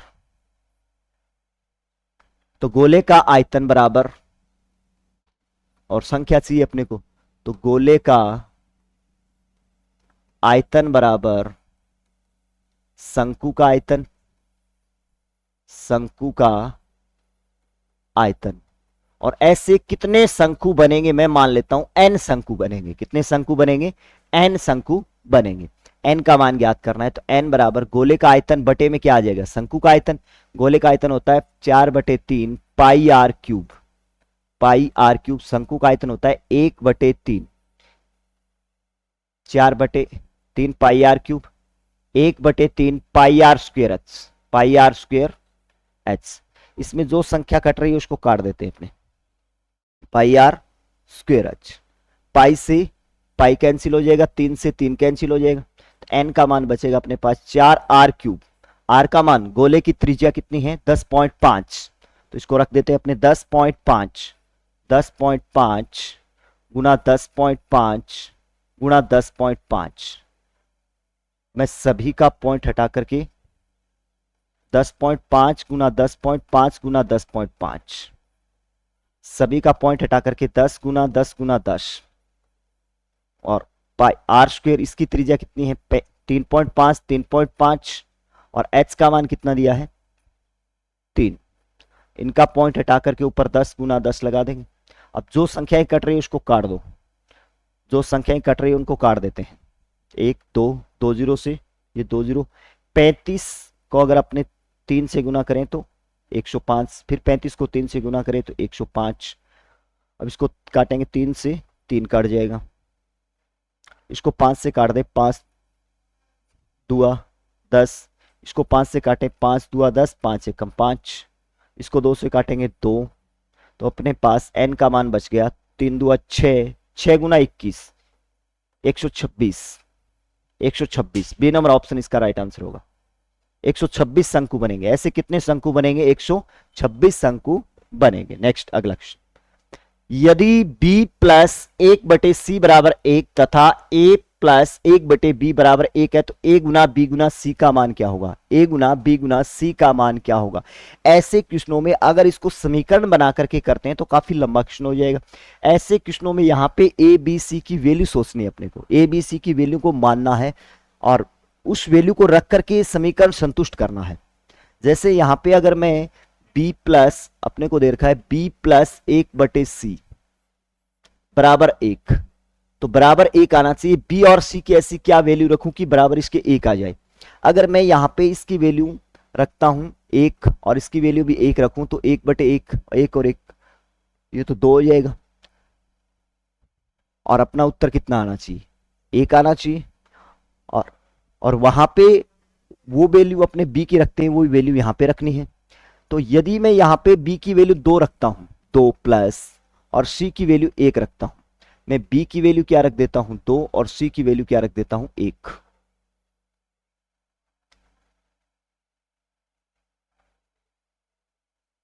तो 2 प्लस 1 3 हो जाएगा। यहां पे c की वैल्यू अगर मैं -1 रख दूं, क्या रख दूं -1 बराबर 1, तो इसका 2 - 1 यानी 1 के बराबर 1 आ रहा है, तो ये हो सकता है। अब यही वैल्यू इसमें रख के देखेंगे अपने, 1 प्लस 1/b की वैल्यू अपने क्या रखी है, b की वैल्यू 2 बराबर 1 आना चाहिए। तो फिर a की वैल्यू क्या हो सकती है यहाँ पे 1/2, a की वैल्यू क्या आ जाएगी 1/2 होगी। और ये वैल्यू अपने इसमें रख के देखें a Guna b Guna c, a का मान 1/2, b का मान क्या रखा है 2 और c का मान -1, 2 से 2 कट जाएगा, 1 गुना -1, माइनस का 1 आंसर आ जाएगा इसका, माइनस का 1 सी ऑप्शन हो जाएगा इसका। इसका जो आंसर आएगा वो सी ऑप्शन होगा। बस इसी तरीके से अपने वैल्यू को सोच करके रखना है, सोच करके अपने माइंड से इस वैल्यू को रखना है। बाकी अगर आप समीकरण बनाकर किस क्वेश्चन को करते हो तो काफी लंबा क्वेश्चन हो जाएगा। चलिए नेक्स्ट, निम्न, आगे आपके स्टैटिक्स के क्वेश्चन है। निम्न में से कौन सा एक समक बिंदु रेखीय प्रदर्शन है, बिंदु रेखीय प्रदर्शन है। निम्न में से कौन सा एक समक बिंदु रेखीय प्रदर्शन है। बिंदु रेखीय प्रदर्शन होता है आयत चित्र नहीं होगा, बहुदंड चित्र भी नहीं होगा, ओजाई वक्र होता है। क्या होता है ओजाई वक्र, और कोणीय पाई भी नहीं होगा। नेक्स्ट, संचयी बारंबारता, संचयी बारंबारता का वक्र प्रयोग ज्ञात करने में किया जाता है। संचयी बारंबारता का प्रयोग होता है मादिका में, मादिका किसमें होगा मादिका, बी नंबर ऑप्शन हो जाएगा इसका। संचयी बारंबारता वक्र का प्रयोग मादिका ज्ञात करने में किया जाता है। आयत चित्र का उपयोग बहुलक ज्ञात करने में किया जाता है। आयत चित्र का उपयोग किसमें करते हैं बहुलक ज्ञात करने में करते हैं, सी नंबर ऑप्शन हो जाएगा इसका। आयत चित्र का प्रयोग किसमें किया जाता है बहुलक, और संचयी बारंबारता का प्रयोग किसमें किया जाता है मादिका में किया जाता है। नेक्स्ट, अगला क्वेश्चन, अगला क्वेश्चन है बटन एक्स दिया गया अपने को 0 और यहाँ पे एक्स 0 से 20, 20 से 40, 40 से 60, 60 से 80, 80 से 100। एफ का मान दिया गया है यहाँ पे 5, 12 और ये मान गायब किया गया है अभी 15 और 7। मादिका इसकी कितनी है, मादिका, मादिका अपने को दी गई है, मादिका दी गई है 52.80। तो कौन सा मादिका वर्ग है, 52.80 मादिका दी गई है। अब ये क्वेश्चन सबसे सिंपल है, मादिका 52.80 दी गई है तो 52.80 किस वर्ग में आ रहा है, इस वर्ग में नहीं आ रहा है, इस वर्ग में भी नहीं आ रहा है, इस वर्ग में आ जाएगा, इस वर्ग में भी नहीं होगा, 52.80 इस वर्ग में आ रहा है बस, तो 40 से 60 हो जाएगा सी, 40 से 60 वर्ग में आ रहा है, 40 से 60 के वर्ग में आ रहा है। नेक्स्ट, नेक्स्ट क्वेश्चन है आपका साइंस का क्वेश्चन है भाई, अंतरराष्ट्रीय जैव विविधता दिवस कब मनाया जाता है। डोल सर,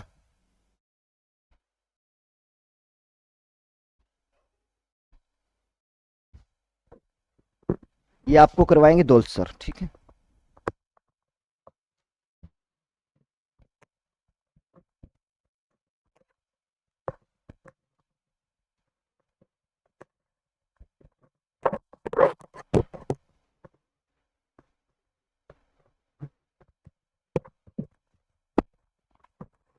नमस्कार, सभी का स्वागत अभिनंदन है। साइंस के क्वेश्चन से स्टार्ट करने जा रहे हैं। मॉडल नंबर 8 और पहला क्वेश्चन है हमारा, अंतर्राष्ट्रीय जैव विविधता दिवस कब मनाया जाता है। देखिए, अंतर्राष्ट्रीय जैव विविधता दिवस की बात करें तो अंतर्राष्ट्रीय जैव विविधता दिवस है वो कब मनाया जाता है, वो मनाया जाता है 22 मई को। ठीक है, अंतर्राष्ट्रीय जैव विविधता दिवस। अगर हम कहें अंतर्राष्ट्रीय जैव विविधता का घर किसे कहते हैं, ये घर है वो कहते हैं हम जेनेवा को, स्विट्जरलैंड के अंदर स्थित है जेनेवा। और 2025 के अंदर इसकी थीम पूछी जा सकती है कि इसकी थीम क्या थी। 2025 की जब हम बात करते हैं कि इसकी थीम क्या थी, प्रकृति के साथ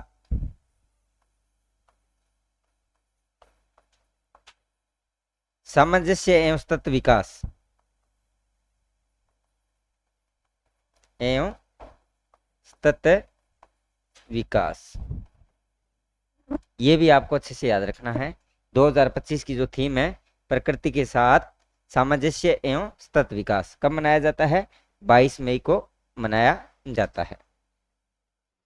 नेक्स्ट क्वेश्चन देखिएगा, भारत द्वारा अंतरिक्ष में भेजे गए प्रथम कृत्रिम उपग्रह का नाम क्या था।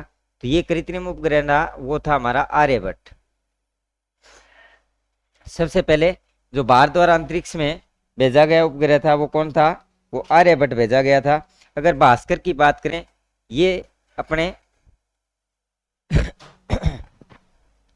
1979 में। अगर बात करें कल्पना की, ये 2002 में। यदि बात करें इनसेट की, और इनसेट जो भेजा गया था वो था अपना 1982 के अंदर। यदि बात करें आर्यभट्ट की बात आती है, आर्यभट्ट है ये 19 अप्रैल 1975 पहला कृत्रिम उपग्रह भेजा गया था आर्यभट्ट के नाम से, 19 अप्रैल 1975, ये याद रखना है। ठीक है, तो भारत द्वारा अंतरिक्ष में भेजे गए प्रथम जो कृत्रिम उपग्रह था उसका नाम था अपना आर्यभट्ट। और इनसेट 1982 में, भास्कर है वो 1979 में, और कल्पना का जो प्रक्षेपण हुआ था वो हुआ था अपने 2002 के अंदर। चलिए नेक्स्ट क्वेश्चन देखिएगा, निम्नलिखित में से उत्क्रमणीय परिवर्तन नहीं है। अब देखिए, एक तो होता है अनुत्क्रमणीय,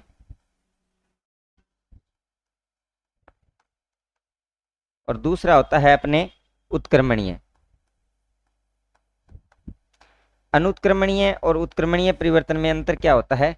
अनुत्क्रमणीय जिसमें पुनः प्राप्ति न हो, इसमें क्या है, पुनः प्राप्ति संभव नहीं। और उत्क्रमणीय में क्या होता है, पुनः प्राप्ति संभव। यानी जितने भी रासायनिक परिवर्तन होते हैं वो अपने कौन से होते हैं, अनुत्क्रमणीय होते हैं, और जितने भी भौतिक परिवर्तन होते हैं वो हमारे कौन से होते हैं, उत्क्रमणीय परिवर्तन होते हैं। तो यहाँ देखो, लोहे का चुंबक बनना ये किस प्रकार का परिवर्तन है, ये एक भौतिक परिवर्तन है। दूसरा, नौशादर का ऊर्ध्वपातन, ये भी किस प्रकार का परिवर्तन है, भौतिक परिवर्तन है।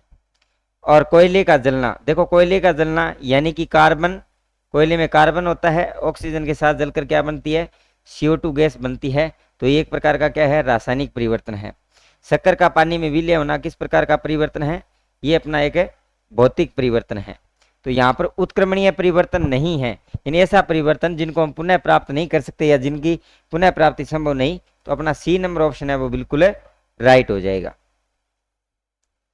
चलिए नेक्स्ट क्वेश्चन देखिएगा, वसागति के किस नियम के अनुसार जब दो या दो से अधिक जोड़ी विपर्यासील लक्षणों वाले पौधों में संकरण करवाया जाता है तो समस्त लक्षणों की वसागति स्वतंत्र रूप से हो जाती है। देखिए, जब स्वतंत्र रूप से वसागति होती है, ठीक है ना, तो यहाँ दो जोड़ी लक्षणों के मध्य होता है, दो जोड़ी लक्षणों के मध्य संकरण करवाया जाता है। तो इन दोनों जोड़ी में दो अलग अलग जोड़ी हो जाती है, दोनों क्या हो जाते हैं, पृथक पृथक हो जाते हैं या स्वतंत्र हो जाते हैं। इस नियम को हम बोलते हैं स्वतंत्र अपविभवन का नियम। देखो, मेंडल ने 3 नियम दिए थे। प्रथम नियम जिसे प्रभाविता का नियम कहते हैं, जिसमें जो ज्यादा प्रभावी है, अप्रभावी है, इसके आधार पर। फिर होता है पृथक्करण। देखिए, यहाँ पर ये पृथक्करण में अलग अलग पृथक होंगे, यहाँ पर ये अलग अलग स्वतंत्र हो जाएंगे। यानी कि दो युग्मक है, एक कोई युग्मक है हमारे पास, उस युग्मक में से एक जोड़ी है वो दूसरी जोड़ी से क्या हो जाएगी, युग्मक निर्माण के समय लक्षणों की एक जोड़ी दूसरे से क्या हो जाती है, युग्मक का जो निर्माण होता है उस युग्मक के निर्माण के समय एक जोड़ी दूसरे जोड़े से स्वतंत्र हो जाती है। इसी को हम क्या कहते हैं, स्वतंत्र अपव्यूहन का नियम। पृथक्करण का मतलब होता है अलग अलग पृथक हो जाते हैं, और यहाँ पर ये क्या है, एक जोड़ी युग्मक निर्माण के समय जो एक जोड़ी लक्षण होते हैं वो अलग अलग जोड़ियों के रूप में क्या हो जाते हैं, पृथक हो जाते हैं, जिसे युग्मकों की शुद्धता का नियम भी कहते हैं। इसे क्या कहते हैं, युग्मकों की शुद्धता का नियम। युग्मकों की शुद्धता का नियम भी इसे कहते हैं। तो अपना राइट ऑप्शन क्या हो जाएगा, सी नंबर ऑप्शन है वो बिल्कुल राइट हो जाएगा। नेक्स्ट क्वेश्चन देखिए, निम्नलिखित में से किसे पारिस्थितिक तंत्र की क्रियात्मक इकाई मानी जाती है। अगर हम बात करें पारिस्थितिक तंत्र की, तो पारिस्थितिक तंत्र का सबसे मुख्य होता है वो होता है जीव, यानी कि क्रियात्मक इकाई किसे मानते हैं, जीव को माना जाता है। किसको माना जाता है, पारिस्थितिक तंत्र की मुख्य इकाई है वो जीव को माना जाता है। और पारिस्थितिक तंत्र का जनक अगर पूछ ले, जनक पूछ ले तो एजी टेंसले, और यदि आपसे पूछ ले आधुनिक टेंसले ऑप्शन में न हो तो एओ ओडम, ये ध्यान रखना है। और यदि भारतीय पूछ ले, भारतीय कौन है, तो हो जाएगा अपने रामदेव मिश्रा। भारतीय पारिस्थितिकी का जनक यदि पूछ लिया जाए तो क्या हो जाएगा, रामदेव मिश्रा। आधुनिक पूछ ले तो ए ओडम, यदि सीधा जनक पूछे तो एजी टेंसले। देखो इन्होंने 1966 में, 1866 में, इन्होंने 1953 में अपनी पुस्तक के माध्यम से इस शब्द का दिया था। और शब्द किसने दिया था, तो शब्द दिया था अर्नेस्ट हैकेल ने। ठीक है, तो अपना राइट ऑप्शन क्या हो जाएगा, सी नंबर ऑप्शन है वो बिल्कुल राइट हो जाएगा। नेक्स्ट क्वेश्चन है, ये सारे के सारे क्वेश्चन रहेंगे वो किससे रहेंगे, मनोविज्ञान से संबंधित। देखिए पहला क्वेश्चन है, सांवेगिक बुद्धि का क्षमता मॉडल। देखिए सांवेगिक बुद्धि पर काम करने वाले कौन थे, एक तो अपने थे डेनियल गोलमेल, डेनियल गोलमेल, दूसरे थे अपने पीटर सेलावे, पीटर सेलावे एवं जॉन मेयर, और तीसरे थे हावर्ड गार्डन।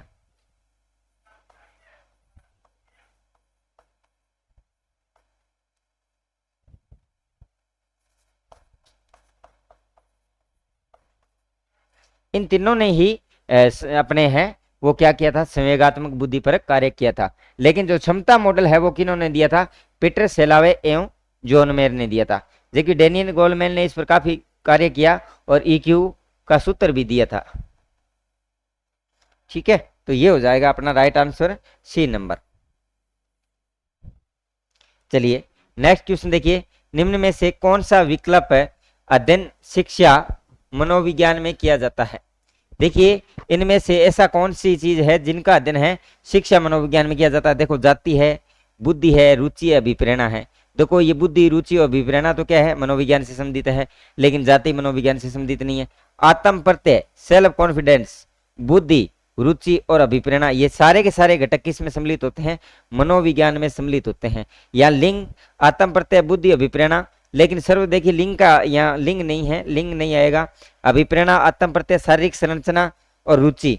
देखो वास्तविकता के अंदर यदि इन सही विकल्प चुने तो यहाँ पर अपना आत्म प्रत्यय, बुद्धि, रुचि और अभिप्रेरणा सर्वश्रेष्ठ माने जाएंगे। यहाँ बाकी सभी पर अध्ययन होता है, लेकिन सर्वश्रेष्ठ है वो क्या हो जाएगा, अपना आत्म प्रत्यय, बुद्धि, रुचि और अभिप्रेरणा। ये सारे के सारे घटक हैं वो मनोविज्ञान के माने जाते हैं, इसलिए अपना ऑप्शन बी नंबर ऑप्शन है वो बिल्कुल क्या हो जाएगा, राइट हो जाएगा। नेक्स्ट क्वेश्चन देखिए, निम्न में से सहयोगात्मक अधिगम की कमी है। किस चीज, ऐसा कौन सा क्षेत्र है जहां पर सहयोगात्मक अधिगम नहीं हो रहा है। देखिएगा, अच्छा अधिगम एवं सामाजिक कौशल विकसित करने वाले अनुभव देना, ये तो देखो सहयोगात्मक अधिगम का अच्छा उदाहरण है। हम क्या है, यानी अच्छा अधिगम और सामाजिक कौशल विकसित करेंगे। अच्छा अधिगम होगा, सामाजिक कौशल विकसित होगा, तो जितने भी ऐसे अनुभव हैं वो क्या होंगे, सहयोगात्मक अधिगम में सहायक होंगे। विद्यार्थियों में सकारात्मक संबंध बनाना, ये भी क्या है, ये भी अपना सहयोगात्मक अधिगम का अच्छा है। एक दूसरे की सहायता करना एवं व्यक्तित्व पर ध्यान देना। देखो हेल्प करना और प्रत्येक की व्यक्तिगत भिन्नता का ध्यान रखना, ये भी क्या है, सहयोगात्मक अधिगम है। लेकिन कमी क्या है, कुछ ही विद्यार्थियों में, देखो यहाँ पर कुछ का नहीं होता, ये क्या होता है, सहयोगी अधिगम होता है, एक प्रकार का सहयोगी अधिगम है। और सहयोगी अधिगम है वो सभी के लिए होता है, क्या होता है, सभी के लिए होता है। इसलिए 4 नंबर ऑप्शन है वो बिल्कुल राइट हो जाएगा। डी नंबर ऑप्शन है वो बिल्कुल अपना राइट हो जाएगा।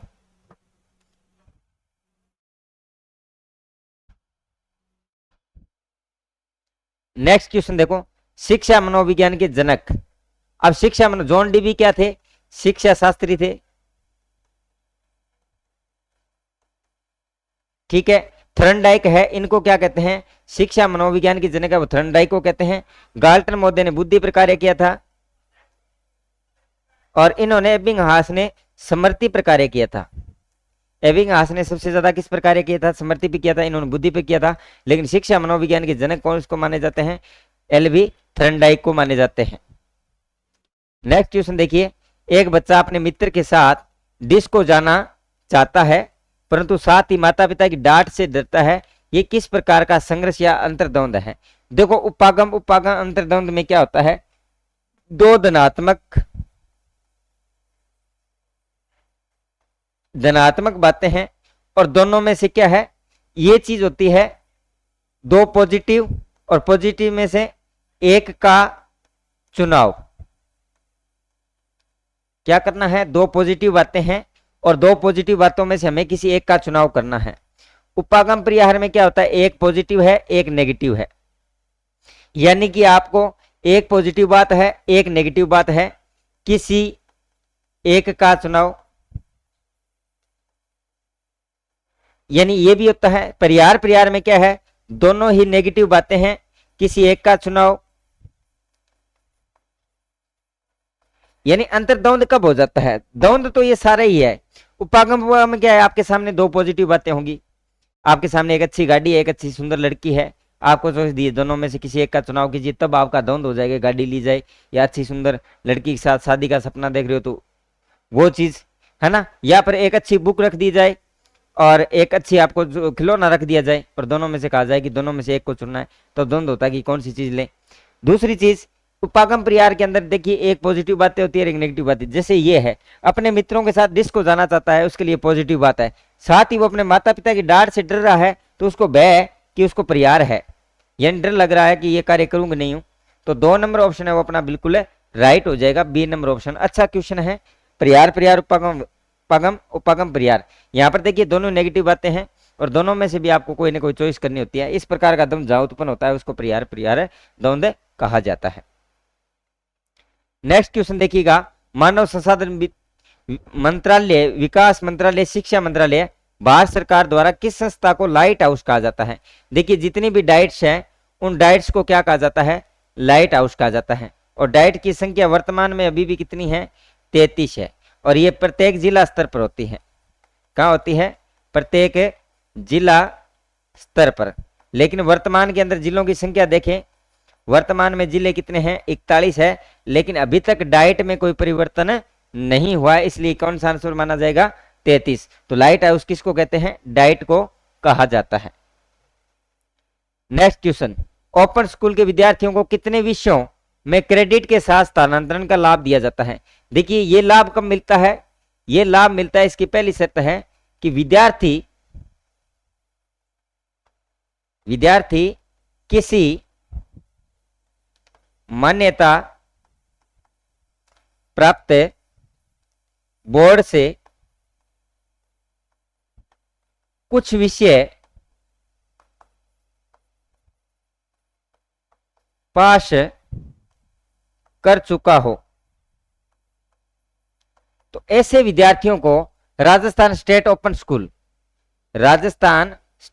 स्कूल है वो अधिकतम 2 विषयों के स्थानांतरण का क्रेडिट या लाभ देता है। कितने विषय, इसके अंदर विषय कितने हो जाएंगे, अपने 2 विषय हो जाएंगे, तो 1 नंबर ऑप्शन है वो बिल्कुल राइट हो जाएगा। नेक्स्ट क्वेश्चन देखिएगा, राजस्थान राज्य पाठ्य पुस्तक मंडल की नियमावली कब से लागू की गई। देखिए राजस्थान टेक्स्ट बुक RSTB ये 1973 से इसकी शुरुआत मानी जाती है और वास्तविक अस्तित्व में ये कब आया था? ये आया था 1974 में। प्रारंभ में क्या था? प्रारंभ में 1 से 8 तक की पुस्तकों पर कार्य करता था, पुस्तकों का निर्माण, ठीक है ना। वर्तमान के अंदर ये क्या कर रहा है? वर्तमान में 1 से 12 तक की पुस्तकों का निर्माण एवं वितरण का कार्य, केवल पुस्तकों का निर्माण करता था और इसकी जो नियमावली सब हुई थी वो 1 अगस्त 1997 से लागू है। कब से लागू है? 1 अगस्त 1997 से लागू है, इसलिए 1 नंबर ऑप्शन है वो बिल्कुल राइट हो जाएगा। नेक्स्ट क्वेश्चन देखिए,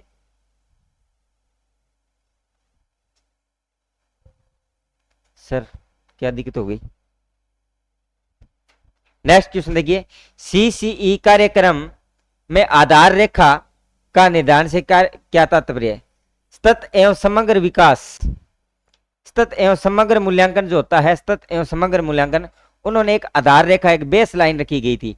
उस बेस लाइन के अंतर्गत क्या आता है? स्तर के आरंभ में बच्चे के अधिगम स्तर का कक्षा अनुसार क्या करना? निर्धारण करना। 1 नंबर ऑप्शन है वो बिल्कुल राइट है। बच्चे को परीक्षा देने हेतु तैयार करना, बच्चे को अगली कक्षा में क्रमोन्नत करना, ये नहीं है। सतत शिक्षा मूल्यांकन का अर्थ क्या है? एक आधार रेखा है कि प्रारंभ के अंदर ही बच्चे के अधिगम का स्तर का निर्धारण किया जाता है कि बच्चा है वो किस कक्षा के अंदर जाने योग्य है, उसके अनुसार कक्षा का क्या कर दिया जाता है? निर्धारण कर दिया जाता है। तो 1 नंबर ऑप्शन है वो बिल्कुल राइट हो जाएगा। नेक्स्ट क्वेश्चन, शिक्षा वाणी कार्यक्रम के अंतर्गत हवा महल कार्यक्रम का प्रसारण किया जाता है। देखिए शिक्षा वाणी कार्यक्रम की शुरुआत बताएं तो ये 2020 से है और इसकी पुनः शुरुआत की गई थी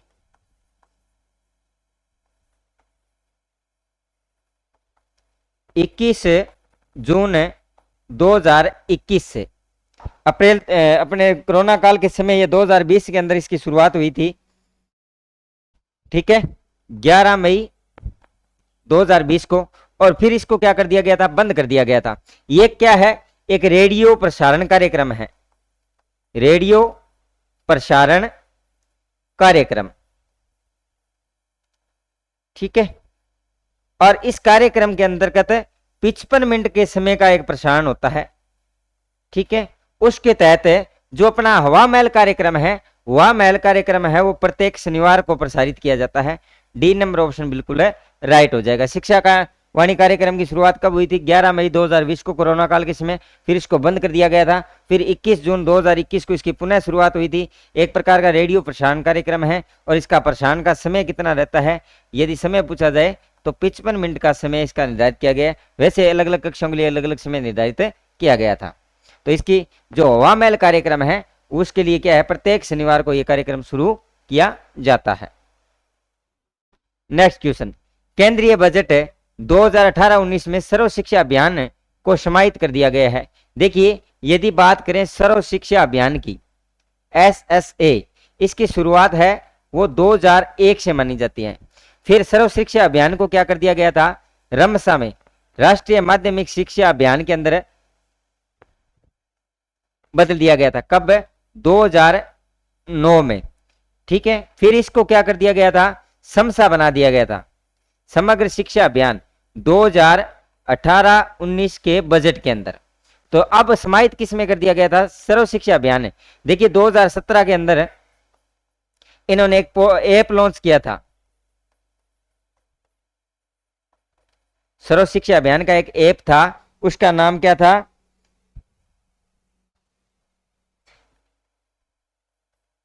सगुन पोर्टल के नाम से। और एक और चीज ध्यान रखना, इन तीनों के साथ साथ इसके अंदर TE, टीचर एजुकेशन भी इसके अंदर क्या होता है? शामिल होता है। और ये सारे के सारे प्रोग्राम किसके हैं? ये सारे के सारे समग्र शिक्षा अभियान के अंदर किए जाते हैं। तो सर्व शिक्षा अभियान के तहत एक सगुन पोर्टल भी शुरू किया गया था 2017 में। एक ऐप था, एजुकेशन ऐप, जिसका नाम था सगुन पोर्टल। तो C नंबर ऑप्शन है वो अपना बिल्कुल राइट हो जाएगा।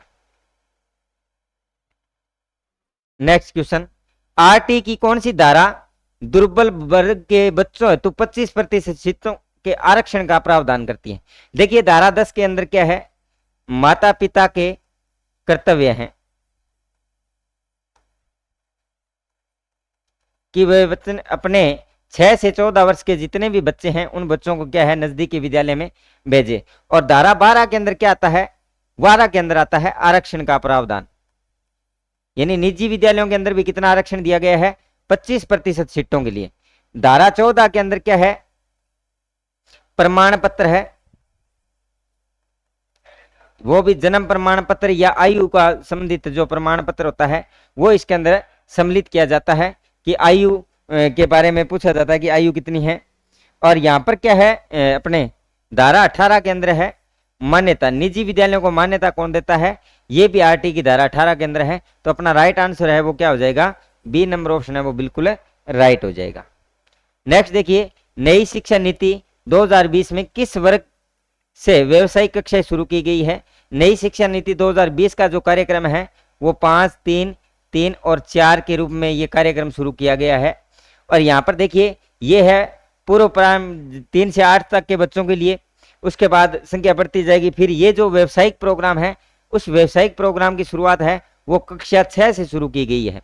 यहाँ पर कक्षा 1 से 2 है, फिर 3 से 5 हो जाएगा और यहाँ पर 6 से क्या हो जाएगा, 8 हो जाएगी। और यहाँ पर कक्षा जो है वो क्या हो जाएगी, 9 से 12। तो ये जो प्रोग्राम है इसके अंदर व्यावसायिक शिक्षा का प्रावधान है वो तीसरे पार्ट यानी कक्षा 6 से 8 के लिए है। तो यहाँ कक्षा 6 से शुरू होता है शिक्षा नीति 2020 के अंदर। तो सी नंबर ऑप्शन है वो बिल्कुल राइट हो जाएगा। नेक्स्ट क्वेश्चन देखिए, राष्ट्रीय बालिका दिवस कब मनाया जाता है? राष्ट्रीय बालिका दिवस है वो हर वर्ष 24 जनवरी को मनाया जाता है। कब मनाया जाता है? हर वर्ष 24 जनवरी को मनाया जाता है। इसकी शुरुआत देखना, शुरुआत कब की गई थी? 24 जनवरी 2008 से। इसकी शुरुआत कब की गई थी? 24 जनवरी 2008 से इसकी शुरुआत है। और शुरुआत किसने की थी? महिला एवं बाल विकास मंत्रालय जो अपना है महिला एवं बाल विकास मंत्रालय के द्वारा 24 जनवरी से शुरुआत की गई थी। इसलिए प्रत्येक 24 जनवरी को महिला दिवस मनाया जाता है। और एक चीज और याद रखना, 2025 का विषय, 2025 का जो विषय था 24 जनवरी, अपने 24 जनवरी 2025 का जो विषय था उसमें क्या रखा गया विषय है? उज्ज्वल भविष्य के लिए, ध्यान रखना है, उज्ज्वल भविष्य के लिए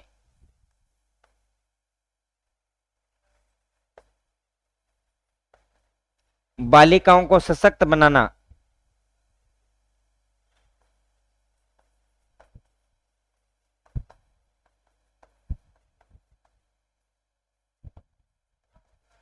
ये इंपॉर्टेंट चीज है।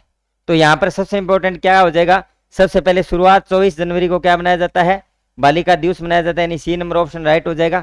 इसकी शुरुआत कब हुई थी? 24 जनवरी 2008 से। किसने की थी? महिला एवं बाल विकास मंत्रालय द्वारा। और 2025 के अंदर, 24 जनवरी 2025 के अंदर जो राष्ट्रीय बालिका दिवस मनाया गया था उसकी थीम या उसका जो मुख्य विषय क्या था? उसका मुख्य विषय था उज्ज्वल भविष्य के लिए बालिकाओं को क्या बनाना? सशक्त बनाना। जैव विविधता का और इनका दोनों का जो थीम या विषय है उसको अच्छे से याद रखना है। तो ये मॉडल नंबर 8 है वो आपका कंप्लीट हो चुका है। सभी साथी मॉडल का व्यू जरूर करें, साथ ही साथ कमेंट जरूर करें कि हमारे द्वारा जो वीडियो सॉल्यूशन दिए जा रहे हैं, जो मॉडल दिए गए हैं वो आपको कैसे लग रहे हैं। मिलते हैं एक नए मॉड्यूल के साथ। धन्यवाद।